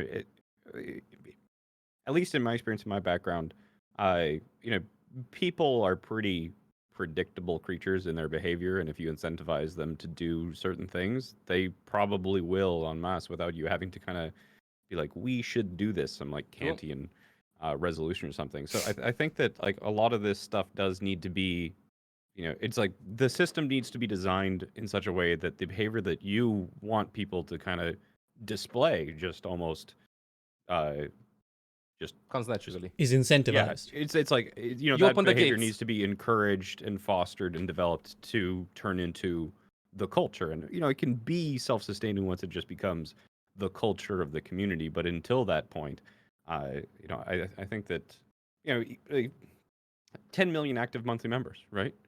It's sort of thing where what do you have, like 1,000 people watching this right now, something like that? Um, it's like 1,000 compared to 10 million. You know, even if everybody here is kind of like, yes, ML7, not only do I believe in what you say, but I am going to be that sort of person. Like I don't even know how we message that to the rest of the community. You know, it's like Through uh, ourselves. it- You can make them. You just gotta be yourself. My opinion. Yeah. Like you can't make people, dude, support Overwatch more or watch tier 2 more. yeah. You just gotta do it, and I guess positive example maybe. But at the same time, you like you have to do it because you want to do it because it is legitimately good. You can't just Yeah. hashtag support to because support like you have to want to. You know, you shouldn't have Exactly. to. Like you should, and again, this is coming down Shouldn't to ask for Blizzard it. having to actually Well, yeah. like It, incentivize this by making not like you know when we're talking about the Overwatch community. You know, the Overwatch community is a system, and a very tiny part of that system is the content creators. Another part of that system is the game. Another part of that system is the pro players. But there's all of this that works together, and it's like I think that one of the things that pisses people off so much is that the game itself is really good, but it's one tiny part of the overall system that is the Overwatch community, and a lot of that is missing. And it's Yeah, you the know, links between them are missing. You're right. yes, This- We yeah. need. it I is. mean, there is like a small link, but it's made out of a Yeah. pinky finger connecting them. Yeah, When it and should be made I out think of the fucking main two hands. You I know? think the main difference between you and I, ML7, is that you think that it's like the community should be responsible for developing that, and I don't think that it's anyone other's responsibility or possibility to change other than the developers themselves, who really, at the end of the day, do own the system itself. well, this is what I was kind Yeah. of getting at earlier. It's like there's just not that their bridge isn't there. Like you know, while I was whining about like tutorial content, it's like there's very it just seems like a vast empty space between Blizzard, the product you get, and then the content creators. Like the community spotlights and the tips and tricks videos are like the closest we've come to being like a connection. But like, even going back to the idea of tournaments, it's like again, as we said, like what's the point of the tournament at the end of it? At the end of it all, there's no. What if there was some reward? Like what if there was something that the community can hype and rally around, given to the winners of like the mini tournaments or whatever, that would actually make us support tier 2? Because as we've said, like saying support tier 2 is empty after a while. It's like hollow after a while. Like beyond that, what would make someone even inadvertently support tier 2 without even realizing it? That's kind of what we need to tap into, right? Yeah. Awkward, Yeah. you had to say something. Sorry if I interrupted you. I said that I leaned towards like more what Jayne said in comparison to what ML7 is that like you can be as best as you can be as a person in terms of like the community, but there's like so much you can do. Like I can't balance the game. I can't like put money into like supporting whatever. Like it's not in my means for me to like quote unquote fix the game. I could obviously have a positive influence on other people, but again, there's so much I can do, right? At the end of the day, but it's not even my responsibility or something I necessarily want to do. I just want, let's say, just to log on to Overwatch and just have fun, like as much as I can, without like having to, I don't know, support tier 2 or whatever. Like, and I don't think most people want to do that. Like, most people just want to. Most people just like they don't take this game seriously. Just want to log on and have as much fun with friends, or even if they want to grind and have something to look up to, that like they want something to be there already, and not like to push like to push a tournament, for example. They want it to exist already from company side, right? Like in the game or whatever. Like some content Well, creators do, like they make their own tournaments. But it's not the responsibility. Why is Blizzard responsibility for our happiness in game? If we don't like it, we can go play another game. True, If but it we makes view the the money. game, what makes the money? I mean, the more content you add, if you can monetize and market it, you can make money off of it. Well, well, I my, think my Blizzard as a big company would have added microtransactions by now if that would be like their end goal. Let's be honest, they have the technology considering their games. If they Mhm. wanted to milk Overwatch more, I just silently, hopefully hope that Overwatch 2 is going to be a big change in how the ecosystem is. But I do, again, genuinely think that the fact that the community doesn't have that much space due to sponsor restrictions, due to the franchising of Overwatch League, is one of the main reasons why it's so hard right now. Because, like, players make the hype around the game. Because let's be honest right now, take, for example, Among Us. Would have people known about Among Us if big content creators would have not played it? Because the game's amazing. Now imagine imagine Shroud, Team the Tatman, XQC, Ninja. Everybody hops in and plays Overwatch and stuff just because they love the game. You know, I think that games are growing as Fortnite. I mean, Fortnite is an exception with all its microtransactions and the player base that it's addressing. I know it's an uphill battle, and I know that Blizzard is the mountain, and I know that they can throw us like a ladder to like climb it, like let's go to the top together. But that doesn't mean that we should just stop in our tracks and wait for something to drop from the sky. Well, I absolutely you are inspirational, ML7. I love that. I do, and yet I'm gonna have to pick two holes in that. Firstly, I wouldn't underestimate the incompetence of someone just because they're a giant company. I think there's been countless examples of vast incompetences from bigger companies than Blizzard. And the other thing I would add is, so I agree that yeah, there's an argument to be made, like, do it for the love. But second, but like, what is, for example, Awkward's incentive to do it for the love? Like, he's not going to make money for the love, right? Like, he needs to feed himself. He needs to like pay rent. If going and encouraging people, like, come on guys, let's be really great members of the community and let's support tier 2 and let's do all the good things. But if it makes him no money, well, he's going to leave for a different game. So from a purely business I'm not saying that. I'm not saying that you should do that. That's desperation. If you're doing No, that, but if you ask people show love to the game, you're desperate. If you're good at something, you're gonna be good at something. If you can't reach a certain level in a certain game, maybe it's not a game, maybe it's you. For example, take for example XQC. Like, look at his numbers now and stuff, and he launched himself from Overwatch. If that's what we're talking about right now, and it's not necessarily because how amazing the game was. We're all playing the same game. It's about him. yeah, but what's the Even but what I'm saying is, like, the game, we know the game, well, we feel the game is great, right? So we're not saying that there's any, like you said as well, like, you don't see a better game than Overwatch. So why is it that these other content creators leave for more success elsewhere? Ultimately, like, well, maybe they Blizzard got should bored of the also game. encourage us to continue to Financial play the game, reasons, or right? got bored of the game. Obviously, But again, financial but that's a reasons, or real, got bored of the game. but is financial reason not a real practicality for content creators to keep in mind? Like, do they not also have to think, well, if the game is not enabling me to be as big as content creator as I can, then why would I stay here? Then I guess as a content creator, go to another game. Let me see. I guarantee you, and I guarantee you that the majority of people, if they would hop to Fortnite, Valorant, or any other game, they would struggle way more than in Overwatch. And I think a lot of people are overvaluing themselves. As creators or players? Both. Why do you think they would struggle more as creators? Because maybe the only reason why they're hoping is like a financial reason in this case, not necessarily because like they like the game and stuff. Okay. I mean, But is that maybe. not like a? Again, I it's understand what you're misconception. saying, and you should love the game you're playing. But is that not also a valid concern for someone who wants to be a full-time content creator? That, like, if the game is not lucrative enough, at least for them personally, like, we talked about like creator codes and stuff. If the game doesn't help you make money off what you're selling, is that not an inherent flaw? It is. Like, I'm not saying that it's not the problem. I'm saying that I'm also saying that Blizzard can like has the opportunity to create these resources and stuff. But that doesn't mean that we should, if we stop hoping and if we continuously complain, I think that they're not gonna reach out to it. This is what I'm trying to say. Let's say you're in the bottom of a pit and you continuously scream, help me, help me, help me. And then Blizzard, waiting in a chair in the distance, they're going to be like, oh God, he's still screaming for help. Now let's think that you're still at the bottom of that hole and you're having a party with the other ones over there. What the fuck is happening? Yo, let me drop this, let me drop this, let me drop this, because it might be lucrative for me to do so. You know, like you're waiting for them to come and rescue you while we're just staying there with our hands out to them. That's what I'm saying. Like we are in a certain way responsible of how hyped up the game is. The resources that Blizzard can pour into us are huge right now. The fact that they're not doing it is inexplicable and unforgivable, and we're all suffering.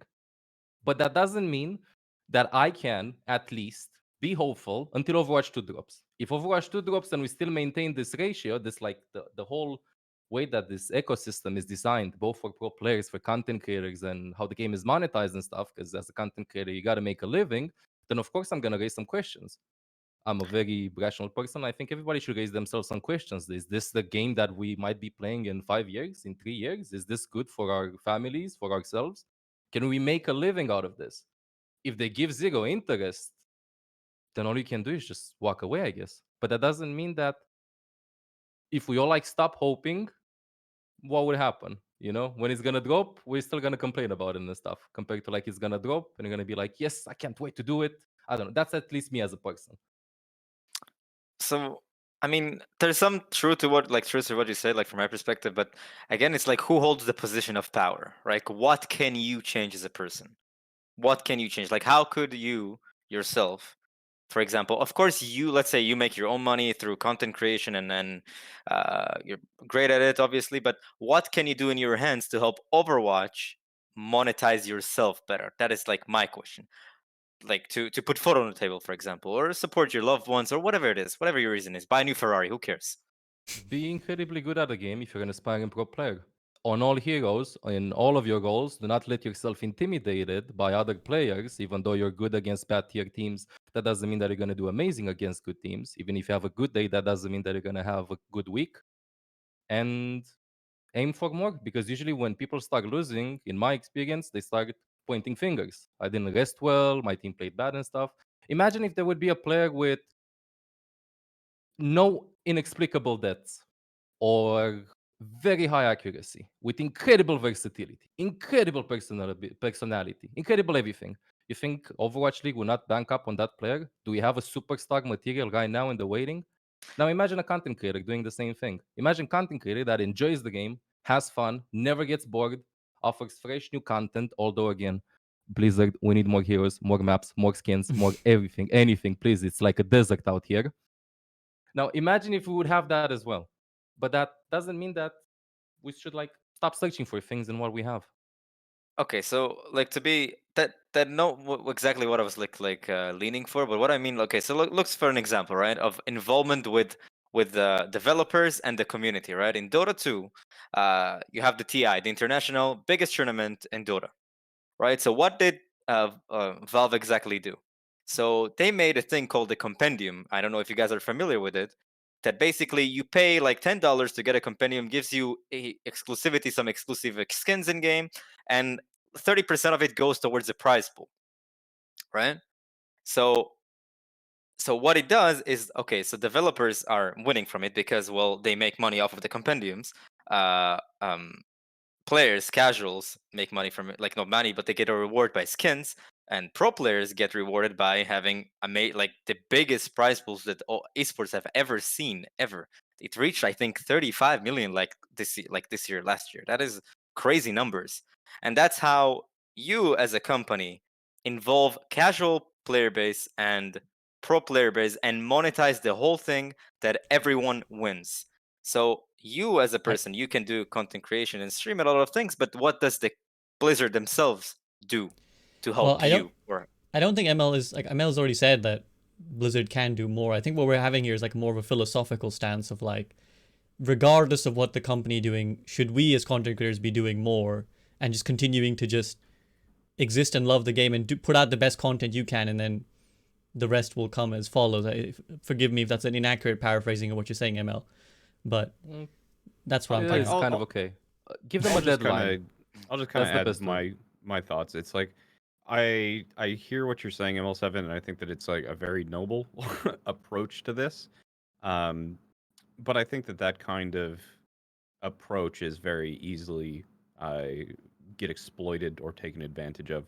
And I do think that there's, you don't have to be completely enthusiastic and you don't have to be toxic. I think that it's completely okay to be critical. And I do think that there are some content creators in the Overwatch community who do cross a line beyond, I think, what would be expected. But to use your own analogy, I don't think that we're going to be giving ourselves any credit if we're pretending we're having fun when we're in the bottom of a pit in the middle of a desert. Um, so I think that if Blizzard wants a vibrant and thriving community, that they should put the effort in order to foster and develop such a community. And I don't think that it's the community's responsibility to act that way on their own. But it's not the community's. Whenever like people have discussions, and this is like one thing that I don't like about discussions in gaming in general, it's all about criticizing and all about seeing the negatives so that we can make the best out of it. It's never about like balancing best parts and worst parts and stuff. Like we can all obviously agree that it's dry, it's like a desert, we need help, they need to change their game, they need to change everything. But at the same time, if we don't like it and if we think they're doing such a bad job, nobody's keeping us from leaving. Why are we still doing it? And when we're doing it, why are we being like so negative about it? You know what I mean? Like if you Mhm. don't like it that much, why are you doing it? Are you scared of not being able to do something else? You're doing it because secretly maybe you're hoping for change to come, as I am. I love the game. I'm started playing Apex recently. I started to do some variety streams as well, and I would be lying if I didn't think about the financial possibilities in the future regarding the game and stuff. Yeah. And But this that is also doesn't. kind of a weird one when you and I are both signed to an organization for being related to Overwatch. Pivots are harder for some and easier for others. But that doesn't mean that we don't love the game. And I mean, for me at least, I'm just hoping that somehow I'm gonna be pleasantly surprised by what Blizzard's gonna do in Overwatch 2. If they completely Yeah.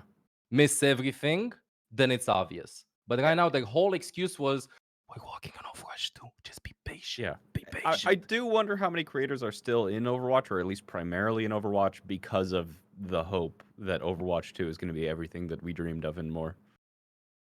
I do wonder that. I think that there's, it certainly hasn't escaped my mind that if Overwatch 2 is wildly successful, that it'll help my channels as well. So I wouldn't be surprised if that's one of the reasons that at least a non-zero number of creators are sticking around in Overwatch instead of hard transitioning or pivoting to something like Call of Duty or what other game of the month sort of thing. Because I think at this point, I think the strategy as a content creator has been proven to be a very high dynamism from shifting between whatever the game of the month is, sort of thing. I think that is the optimal strategy. But for people who aren't, I suppose, mid-tier streamers, just not just within Overwatch, but just in general, you know, yeah, Yeah, no, I think I think we did a bit too we dived a bit too deep into this. we went very deep. We went very philosophical. deep, Yeah. but I appreciate it because I think it's rare to get discussions like this. So hopefully you guys don't mind too much like that we went that way. But ostensibly this is a great support debate. So let's try and railroad it back towards some support stuff. I mean, to kind of summarize from what I remember we discussed earlier, we're generally pretty decent or okay with the support meta, but I do have to ask because Jayne, you alluded to like the fact that there's some content creators who are very angry and perhaps express that unhealthily. There is a lot of anger right now in the community, and how like none of us seem to be super angry or anything like that. Why is this anger there then? Why do you think like particularly, and it's particularly revolved around supports? If I'm being honest, like obviously a lot of people have said double tank is double shields is boring, but most people seem to see the people who are the most heavily critical seem to feel that it's due to BAP and Brig. So Yeah, and why do people feel that? I think that one of the thing, and this is probably where I'm going to be the least fun person to have on this podcast because I don't really care about what the state of the balance of the game should be. I've always been around kind of breaking it down analytically and just analyzing what it is, right? And if something, it's what made me laugh when going back to like the Los Angeles Gladiators calling the one composition that the Valiant ran dishonorable. Like it doesn't honorable and dishonorable there is no stat for that. There's on the back end. It was There's no medal dishonest, right? for it. Dishonest. Dishonest. Did I say something different? But You said dishonorable.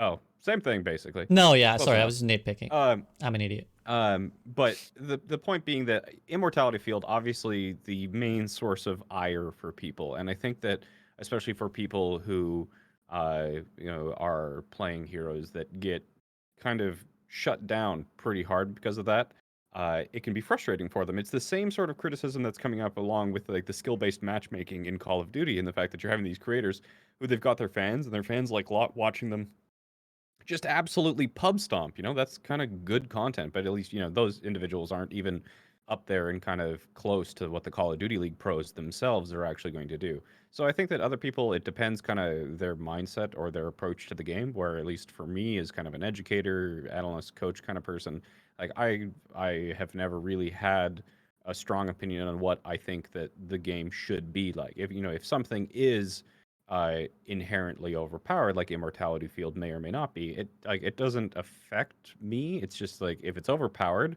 here's why it's overpowered and here's how you use it. Should it be overpowered? It's not even a question that really crosses my mind. So that's where I'm going to be kind of less fun here, because I'm not going to take a strong opinion on whether or not Immortality Field is overpowered or not, because I don't care. Awkward, ML. Either of you have a feedback on that? Awkward. No, I appreciate that perspective, Jayne. I mean, I'll be honest, like, I don't know why there's a lot of backlash like on specifically supports right now. Like, I can understand, like, from an outside perspective, if you're not playing support, like, I prefer playing BAP in Double Shield than playing Moira and Rush, for example. Like, that's just like maybe my opinion.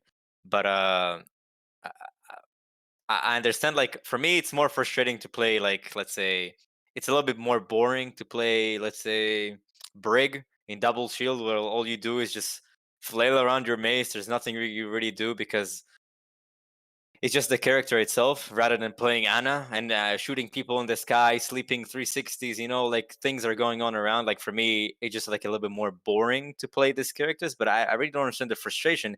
If frustration were to come, I would expect it to from like tank players specifically, because now they have to play Orisa, which, let's be honest, is the most boring tank out of them all. You just place a shield, shoot shoot another shield in front of your face, and just hope not to die, and that is it. That's as fun as it gets. ML. I like all supports being meta. I'm not that much of a big complainer about metas and stuff. I think each hero should have its own shining time, and my mentality is the wise Bear Grylls: improvise, adapt, overcome. And I think if you have that mentality, instead of like crying out what the meta is, you should be fine. I don't think that I honestly think that the reason why a lot of people are complaining about Brig, Bop, whatever in distinct compositions is obviously because of the Immortality Field. But I think it has more to do with the vocal minority that we're hearing when we hear like these opinions. DPSs as players, they tend to be very vocal because they're the ones that are killing things, and we're the ones that are keeping people alive. So obviously we're gonna be always on the hitting edge as support players. Tank players, although strong opinionated in my mind and sometimes playing boring heroes like Awkward said Orisa, have every possible right to be frustrated, but unfortunately they're in a very big minority compared to the other parts of the player base, so their voices just echo into the distance. So in this case, again, current state of supports, I love Pop, I love Break, I love Zen, I love every support, I'll adapt. I don't think that Lamp is broken. I think that you can see a clear difference between good Bops, where they have preset Lamp positions, and Bops that just play the hero because it's broken, because they think it's broken. And yeah, I guess that sums it up. And once more, we return to being the politest podcast of all time. Everyone's just like, Mhm. I just deal with the hand I'm dealt, guys. Come on, there's no need to complain. I mean, yeah. So, And if you- go ahead, Jayne. I was just gonna make a quip that if you've survived this long playing Overwatch, what other mentality do you expect us to have? I suppose, but there are like we said, there are plenty who are upset. So, I mean, you said ML that you kind of want all supports to be meta. Do you feel like that is possible within the game's current structure? Like, are all supports kind of equally viable, or do you find yourself sometimes being locked No, into certain there supports is or the other? there is no way in any meta that every hero is equally viable. In my opinion, the only way to have like a honeymoon period where all heroes might be viable is when Overwatch 2 is going to be released, hopefully, and you're going to drop 5 or 6 extra heroes, and they're going to be too many variables to control. But after some time, there will obviously be 2 best supports out of them all, and then you were going to go in the same cycle over and over and over again, never ending. It's pretty weird as well, because I feel like 2 patches ago, obviously what ML7 said is true. You can't have all characters being played. It's impossible in every game. It's like that. It's just the way it is. In Counter-Strike, not every gun is being played. In Dota, not every character like is being played. Like some have really low pick rates, but at the end of the day, it's all about like having the most amount played at a certain time. Because right now we have 2 tanks that are being played. If you pick any other, you're practically almost throwing. 2 support, maybe 3 supports.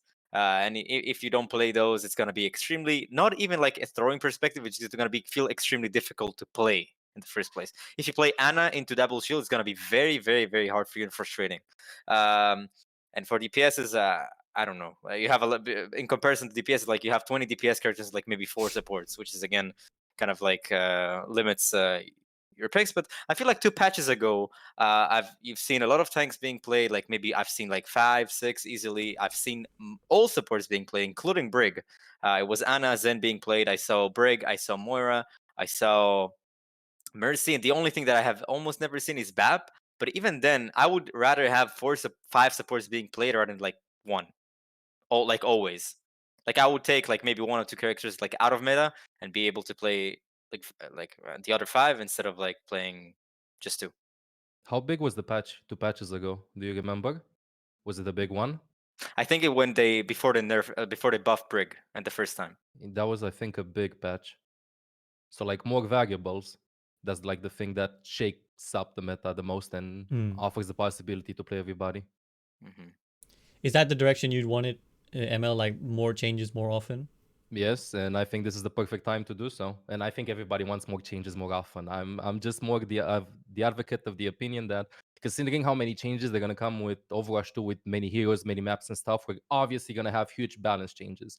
But right now, when we have no extra heroes, no maps until Overwatch 2 drops, and there's no Overwatch League season going on, I just want to see Blizzard going ham with the changes. Do something incredibly outrageous, let it flow, see if it works, and then do other changes and other changes. Like just shake up everything. The same way that they did with Bastion's Ironclad.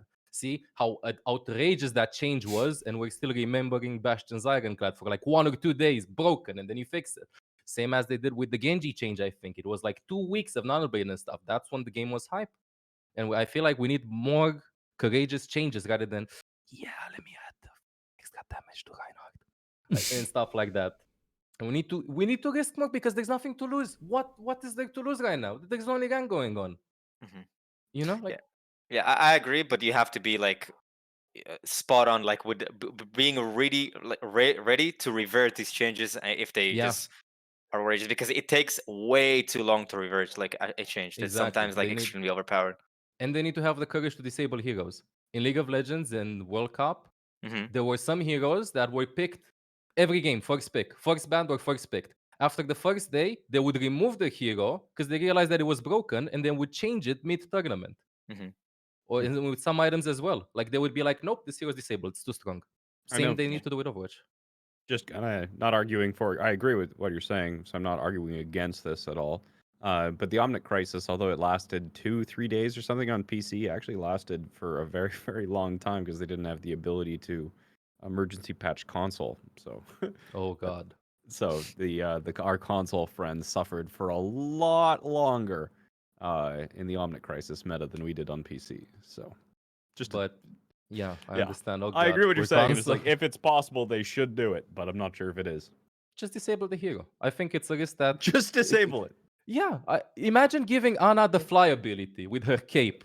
Have it for like one day, Oh, have it for like no. 2 hours in the ranked, and then you're gonna go like, oh god, we're so stupid. Let's disable the hero. I wouldn't complain if that would happen, to be honest.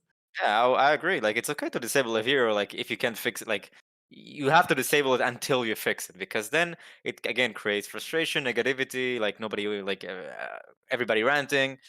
Just disable it. All good. It happens in a lot of games. It happens pretty often, actually. Yeah.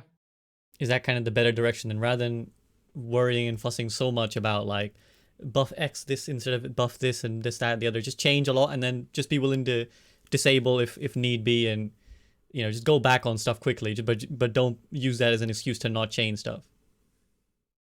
Yes. Chaos is fun in ranked. It's fun. It'd be really to fun see if everybody if to you play. introduced a ban system or something in Overwatch and then had some sort of like automatic trigger where if a hero got banned a certain percentage, just instantly like Disable. move from the pool, be like, devs, fix this. I mean, I think that's definitely one great argument for the whole ban system, right? It's like if one hero gets banned all the time, as was it Awkward who gave the example of the World Cup? Just ban it if it's constantly being banned, or disable it. Okay, so on that note, I'm gonna try, because I know we've reached the time I said I would take of yours. So I'm gonna move towards concluding thoughts, and we kind of touched on this in various aspects, but I usually like to conclude these podcasts with a look to the future. So what do we want to see in Overwatch 2? It can be specific to supports, or it could be a bit more general if you feel that would be healthier for the game. But what do you want to see most come Overwatch 2? And if anyone wants to go first, go ahead. Jayne? About support specifically, right? It could be about sports. It could be more general if you prefer. All right. Well, in terms of supports, I'd like just less healing, specifically less AOE. Any damage that gets put out should be something that somebody has to take into consideration. Instead of just being able to, how much damage can I take while moving forward, or how much damage can I take while occupying space? You shouldn't be able to occupy threatened space permanently. And I think that one of the skills that should be reintroduced into a healer's kit obviously at higher ranks, you're going to be seeing this with, characters like Zenyatta and Ana. But I think that even characters like, Mercy, or characters like Baptiste and Moira should have a higher focus put on having to triage heals. That's fair. You feel that's kind of, it's too far gone right now. Mm-hmm. Fair. Okay, we'll go anti-clockwise then. ML? I have 2 wishes. First of all, regarding AoE healing, I never understood why AoE healers have healing almost as strong or stronger than single healing supports, where you get rewarded. Like, why would Moira heal more everybody with Ana while I do like one shot, and it's unrewarding. So either decrease the healing from AoE healers or increase the single target healing. I would go for the latter though, because people get bored when they see long team fights. This is not a MOBA, this is an FPS. Things need to die fast. And single target healing, doing a quick scope on somebody in the distance with 1 HP and you make them 100 HP, it should matter way more than just going like on everybody. It should just matter way more. Second, I think that Jayne said he wanted less healing. I think that supports shouldn't be defined by healing in this case, and maybe keep the healing. I think it should still be the primary trait of supports, but utility is what defines them overall. The anti-nade, the sleep dart, everything. And with this, I want different utilities. We have like nade, res, and stuff. I want supports that help you build ult faster, decrease cooldowns, maybe TPs you, cleanses you like Zaga's Bubble, smoke screens, and any other wild ideas like that. Maybe picks you up in the air and flies with you. Imagine there's a support, the Extraction League of Legends, he throws a lantern and yoinks you back to the team. Imagine having a Reinhardt pinning it to them and then you pull him back and stuff. We need more fun things like this rather than pumping out damage, heal. I made this hero. Congratulations. Give me money. We need more creativeness. Yeah. Something that really tilts me off the moon every time is that when people call supports healers. I really can't stand that. Like, really can't. Like support is like so much to it, nade, sleep, a lot of things that like what ML7 said. Like that's something that I really want to see. More support characters, because again, there's like 20 DPS characters, only like 5 supports, only like 5 tanks. Like not really 5, but like in comparison, I think generally speaking more with a lot of utility, not just healing. That's just like for supports mainly, but there's like a lot of things that I want to see. I think one of the most important things for me is like more involvement from the developers with the people who pros, content creators, and actual involvement. Like that would be pretty cool. Like if like somebody from Blizzard called up ML7, be like, hey, see, you're a pretty big content creator. You've been like rank 1 on ladder. Why don't you help us with like figuring out like just give us your opinions and like balancing and like whatever. Oh, I Just, would just an troll opinion. everybody. Yeah. So I should. Let Anna fly. Having seen both the pro discords and the creator discords, I mean, just because you're a creator, just because you're a pro, does not mean you have good opinions. Yeah, yeah, that's fair, but that's like But yeah. who qualifies Yeah. as somebody It's that has a good dangerous. opinion? It's dangerous. Jayne, who has then? Who has the qualification to have a good opinion in balancing? Hopefully, the paid game designers on staff. Yeah, so that's something that it feels like people get like the paying game designer of stuff are like gold, Exactly. like gold, and they have no idea what they're doing. Like that's just my opinion. Like they don't touch the most fundamental. Like even if they balance like an OP character, they don't touch like the fundamental things that make it OP. It's like you need somebody like, okay, for example, like ML7. He knows the game, he knows the characters, he knows how to play, he knows how people, much better than a gold developer. Like that's my point. Sure, developer knows more about like how to make the game more balanced, like from his like knowledge of like developing, but not the game itself. Rainbow Six Siege calls in professional players to talk about balancing. They do some events, some LAN events, where they actually talk about balancing game developers and pro players. I don't think Overwatch League has that with their players or even contenders players, Yeah. where they get invited and stuff. I think my main point here is though, like we have. I mean, even here in this discussion, the three of us are kind of like, definitely way more low key about immortality field, whereas like there are some people out there who are very riled up about the state of this sort of thing. Where, if you're able to kind of make sure that you're getting good feedback or making sure that you're getting kind of that differing opinion and in-depth kind of actually constructive criticism sort of thing where even amongst pros and creators you can have these kind of narratives develop about kind of what should happen where it isn't really based in anything other than kind of just a popular narrative or a meme more or less. So I'm not sure I entirely agree with the fact that a developer who is in gold is unable to kind of recognize what is going to be broken. The same sort of thing could be said about Overwatch League coaches. Like, Krusty is gold or platinum, but I think that he would be able to understand what makes something strong and what makes something weak. And I think that a developer might have a different perspective on it than a competitive approach, but is going to definitely be able to understand it maybe less intimately, and they can patch any gap in their knowledge by talking to players of a high skill. But I don't think that being able to actually achieve a very high rank in a game is required for an understanding of its strengths and weaknesses in terms of balance. I'm glad you made that point because I was going to do it myself, which is that I think the important thing at the end of it all is to have a spectrum of opinions. Like we might have our opinions and we might have other people who were like, we like their opinions, let them speak. But so we need a board. Yeah, So we need like some sort of. We need a board. We need like a meeting board. The game that I was in before, EVE Online, had something like this. It was called the Council of Stellar Management, where actually the player base elected a group of players, and then twice a year, those players would fly out to Iceland to actually consult with the devs for a week. So I mean, that was cool. So not only you could have it where I think the really cool thing about that system was the fact that like there were people, it was elected by the player base. So you had these people, could be randoms, could be competitive people, could be creators, could be just whatever. And there was actually a voting part of it in the player base. So that was really fun. I was on that council actually when I played EVE.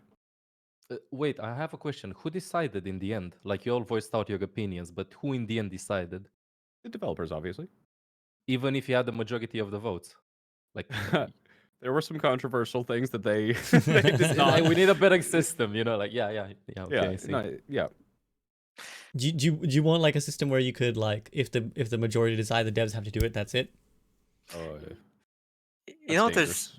there's something really interesting. I don't know how many of you familiar with the game RuneScape at all, right? I haven't played it like for 10 years.